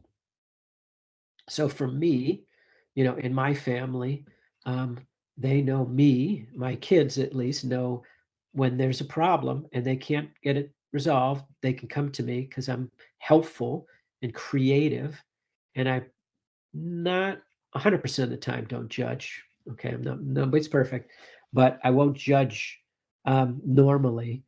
And so they can approach me. Again, I'm the expressive, more amiable kind of, so I'm not going to like bash them down, like if they don't have all the right facts immediately.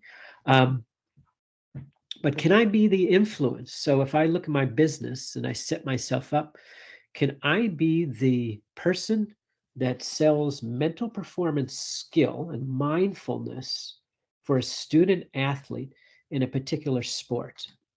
So can I be the center? So if I network, so if what that looks like for me in my business is I go to certain events that cater certain athletes, okay? And I want to be known as the person who is mindfulness for student athletes, like the book that I wrote. So if you have a student athlete and they need help in terms of managing stress, in terms of being present, in terms of performing a little bit better, I want people to know to come to me. And so when I network, I try to use that. It's not perfect, right? I try to be well known as that. So people went to my website or people bought my book, they could kind of see, oh, he is an authority. He is the influencer, one of the people. And so then I trust, there's also this business of trust. So as you network, as you build your network of people and influencers, what do you want to be known as? And you're probably already known as something. Think about this within your company. Do you want to be known as the person other people can count on? Or do you want to, and I'm sure there are people in your company like this, you want to be known as the person that's always ruffling feathers. There's always people like that. You think about people in your family. I don't want to be known as that person. Now, it's important to call somebody out if there's a problem. That's not ruffling feathers. That's like important. But what I'm saying is complaining. You want somebody complaining all the time? I don't want to be known as a complainer. I don't want to be known as somebody who, yeah, I teach mindfulness, but it's not very good. I don't want it known as, yeah, I work with student athletes, but, you know, um, just come to me one time. No, I tell my clients, I'm like, you'll work with me for a while and yeah, you may not need my service, but you might come back to me 2 years later, or you might have a different need. I'm always available. So part of what I want them to be known as is somebody that's always available to them. That's important. All right. So that's networking. Excuse me. All right, salespeople and social media. I'm gonna spend a little time on this too. I mean, we could get into all these little nuances and pieces and parts. I just want to highlight some of the things that I think are, again, knowing that we're all not salespeople and we're all not going to be salespeople, but we're on a selling course, or it's like I like to say, communication. How it can help us, right? And maybe we're not into social media. That's fine. But LinkedIn is social media. So this is a way to magnify your presence in whatever it is you're doing. And I think it's important to have at least a handle, pardon the pun, at least a handle, I'm not talking Twitter here, although that is social media, at least an understanding of how it can help us in communicating with other people, in networking. Okay, that's why social media is important. So from the standpoint of salespeople and selling social media, we can use it to communicate with buyers. There are certain websites and certain places that your customers might go to, right? And so, your prospects, potential prospects, they might be on certain websites. They might be on social media, and Winnie has a really good comment here. Oh yes, never eat alone. That's the orange book. I love it. I could tell you that. Um, Fizzy, no, I can't remember the author here. So Winnie put down in the notes here. Everybody, please check this out. The networking book, Never Eat Alone. One of the strategies that was used was once you get the business cards or contacts during their birthday, put down their birthday, yeah, and then follow up with them. Brilliant, brilliant. Remember people's names. Absolutely. My goodness. Winnie, thank you for sharing that. That is absolutely fantastic. The book Never Eat Alone, if you buy it as an actual book, the cover is like orange. It's pretty remarkable. And it is a great book. So think about this, and I appreciate you bringing that up, Winnie, because that's really great to have here in the discussion. That, in a sense, if you're going to network and you find out this data about somebody, their birthday, kids' names, if they have kids, something they enjoy, maybe they like the same sports as you, or the same artists or music or restaurants or something. You put that down on their business card. Or if you have a CRM system, customer relationship management, it could just be an Excel spreadsheet. It could be a Word document. You put down something. What is it about them that you noticed they told you that was important? Then you can follow up with them at some point. If you remember their name, gosh, are we all great at remembering names? Maybe not as much. I'm going to put another person down here.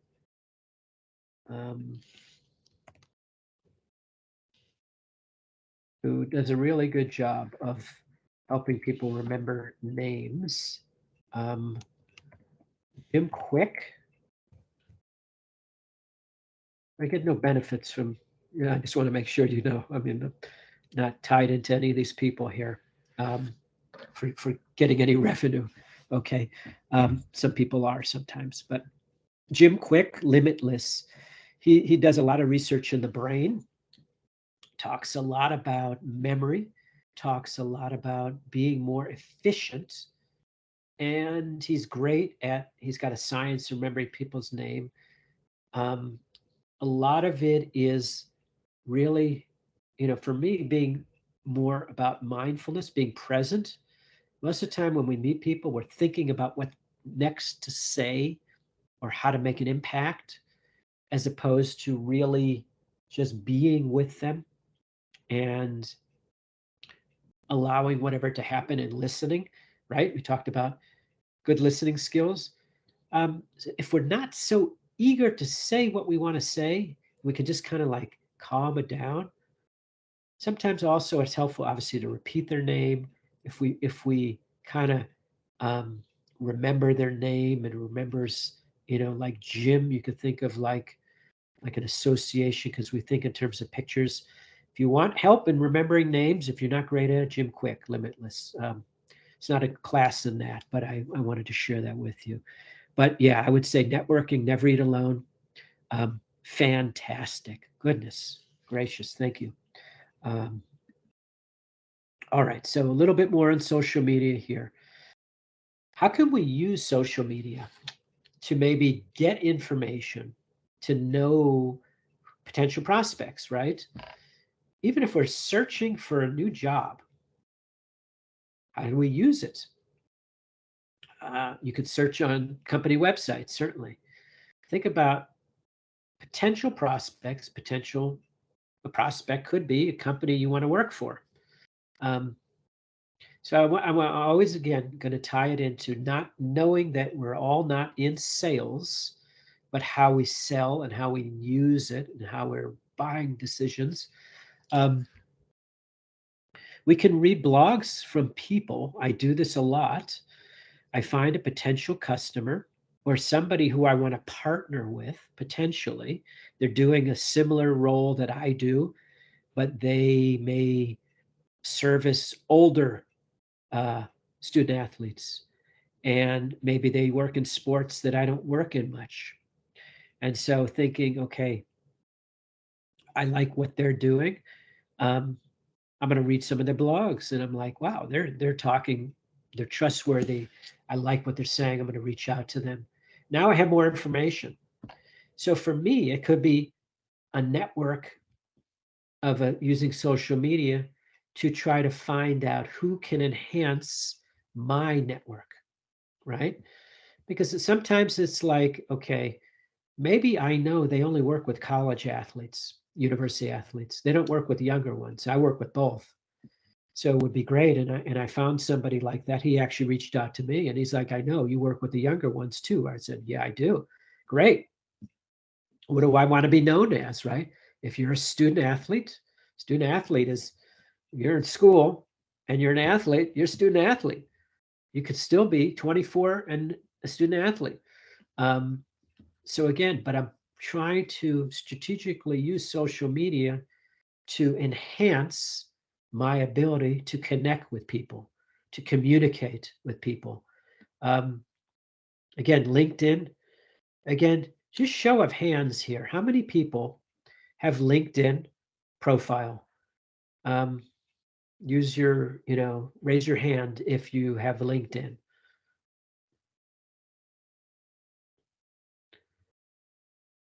Okay, so we're getting there.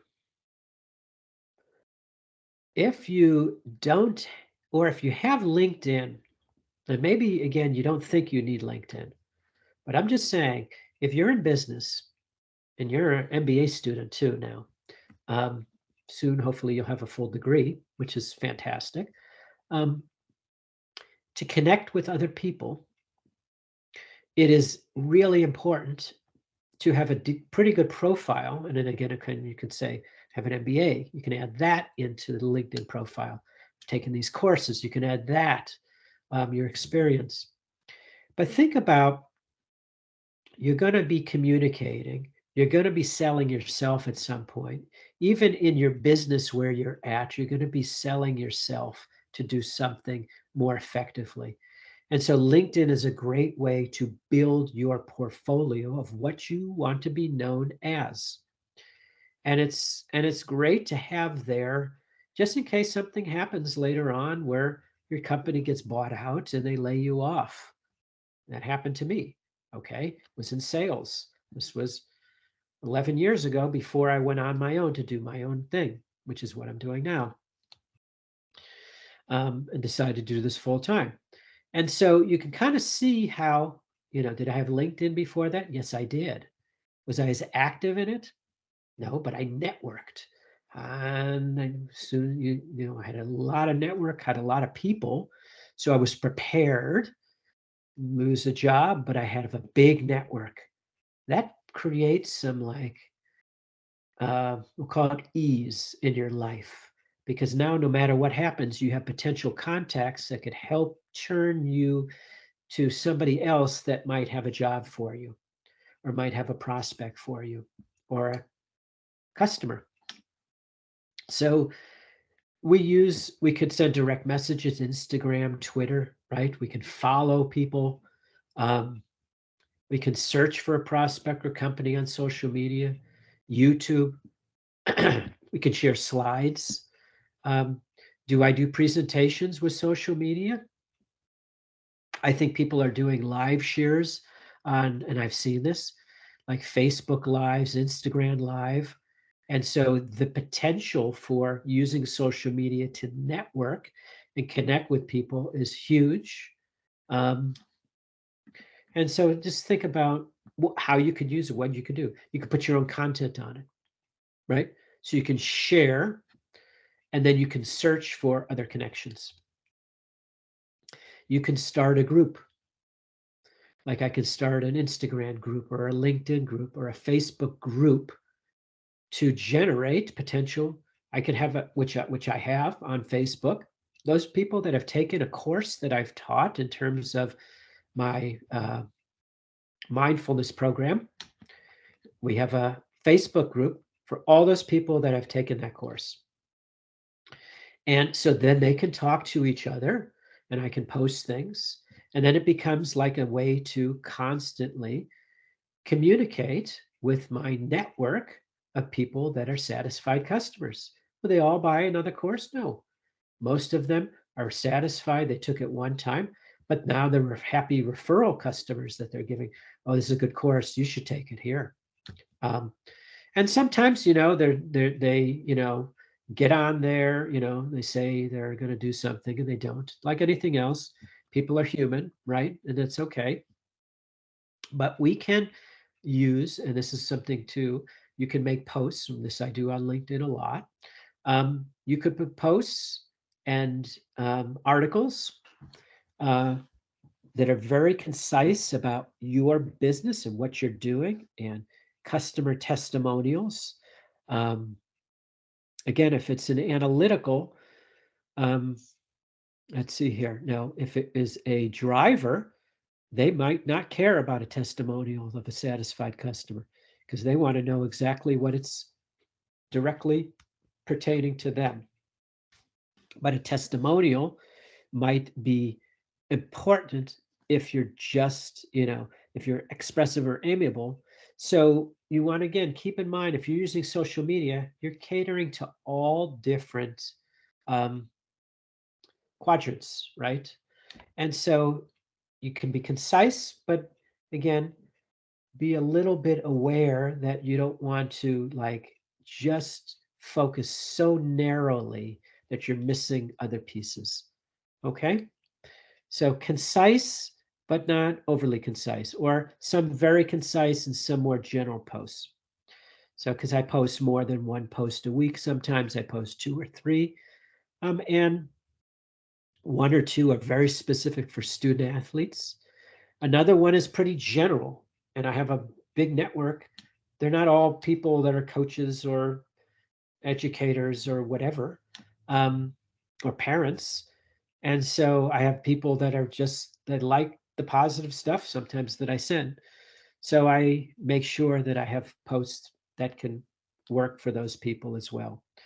So kind of think about, if you're going to use social media, how are you going to use it? How is it going to help promote what you're doing? And again, this kind of phrase I like, for you, what do you want to be known as? Meaning, what do you want people to think about when they think about you and the qualities? Trustworthy, that would be great, right? If you're in sales, certainly. Available, right? Always available. Can get things done. Reliable, right? The best, maybe you think I'm the best. It could be like, I have the best value product. Well, not always. Deliver quality. It's absolutely. Thank you, Sonia. Deliver quality. So you kind of think about, there's always pieces to focus on, and you could be about the quality. And again, quality sometimes, could be more a premium price. But if you talk about quality constantly, then all of a sudden somebody's going to come to you when they think about, you know what, my product that I bought, this vacuum, was terrible. Let me come to Professor Todd. He posted about this vacuum, is amazing quality, right? Known as in the marketplace. Sometimes it takes years to get this to be known as. So I'm going to say this, it's the long game. All right. So we're going to take about 10 more minutes and then we'll wrap this thing up and then we'll be done here. All right. So other tips for using social media, we can create, blogs, right? Ourselves. It's not just reading another person's blog to find out about them. We can create our own blog. How do we get information about competitors? We can follow them on social media, see who their customers are. You can kind of see now. And how do I use LinkedIn? Sometimes you think about this. How do I find customers on LinkedIn? Sometimes, potentially, I'll go to people that do what I do and see who liked them, right, in their posts, and who's commenting and about, this athlete or that athlete. And I can see that. That's how LinkedIn promotes the network, right? It wants everybody to know who's doing what. And so I can tune into those and see what my competitors are doing and see potential customers by that. I can monitor different sites. As a monitoring tool, they're great, right? I could also know if somebody all of a sudden say I write another book and I put that out there and I have a website just for the people on my book, okay? But say that all of a sudden I see people on the new book, they all have the same question, maybe the book quality on page, I don't know, 41, they couldn't read it. And they're all commenting about, well, he gave this example and it cut off. And I can talk to the publisher. So I can see ahead of time if people are dissatisfied. I can monitor things, right? So it's kind of a checks and balances kind of way to use social media. So we'll talk a little bit of other ways to use internet. This idea of extranet. So it's basically something on the internet that I target for a specific market. So in a way, it's like taking Facebook and making a specific group specific to something that you want. But I could set up something on the internet. Again, some you put the value of her product. And I could have a whole website just talking about the value of my product and products like mine, if I want to, and kind of differentiating the value of all these different products. So it's not specifically my own product, but it caters to putting my product in the best light, best value. So it's like there's a website out there, you may have heard of it before, Consumer Reports. Consumer Reports is one of those websites that it says it doesn't have a vested interest in any one product or service. They evaluate every product or service and post ratings, okay? So think of this. You could create your own, I'm just throwing this out. If you have a product, you could create your own way of doing your consumer reports. You're evaluating a couple of products. And because quality is really that's the big thing with your product. You could rate 3 or 4 other ones. So basically what you're doing is you're doing the homework of the buyer. You're doing some of those steps, right? The buyer behavior, those 8 steps. You're doing some of those steps ahead of time for people. You're helping them make distinctions and evaluate things. And you're giving them all the data. It might even pinpoint to the fact that, you know what, yours is the highest price. Okay, so be it. They're going to find that out anyway. But even if you put it there, now they're going to be like, oh, I don't have to know that ahead of time. They're already giving me that, yes, they are the premium price. They're also the good value. And this is the reason why it's more cost. It costs more. That builds a little bit of trust. You see, you're building relationships that way. Other ways to use the internet, think about this. And I was doing this, thinking about this. These QR codes we've all seen on packages right now, even like on menus, you can scan a menu and it just pops things up. Or anywhere, a place of business, you just shine your phone camera, pops a QR code. I think we're all familiar with those nowadays. You could do a QR code that directly links to your profile in LinkedIn or to a business card, to your company, to your product, to your service, to your proposal. So there's a lot of ways to use internet to prospect for business. And so it becomes this as you said, I think the most important thing is networking. And within networking, you can use it.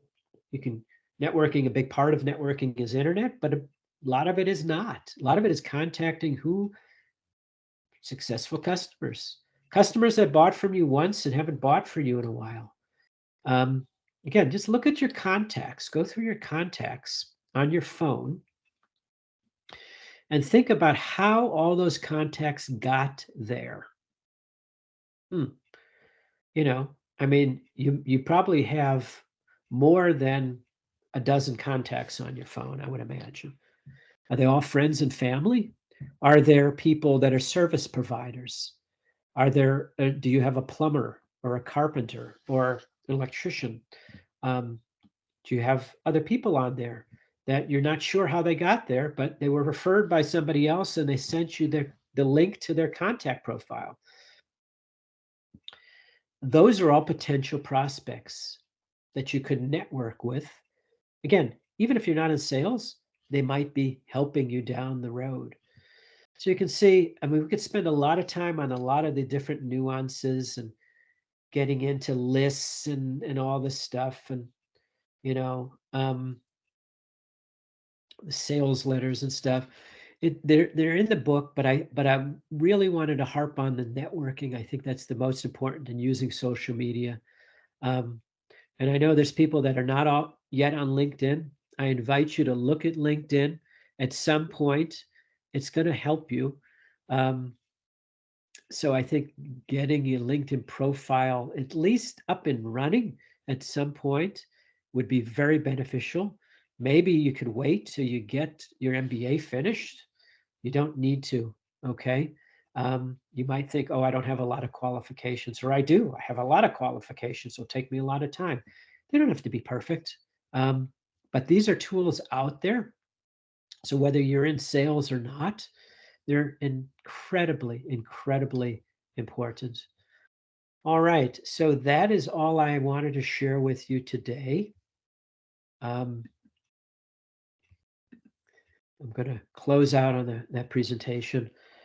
So next week, we're going to cover chapter 7, and we'll probably get into a little bit chapter 8.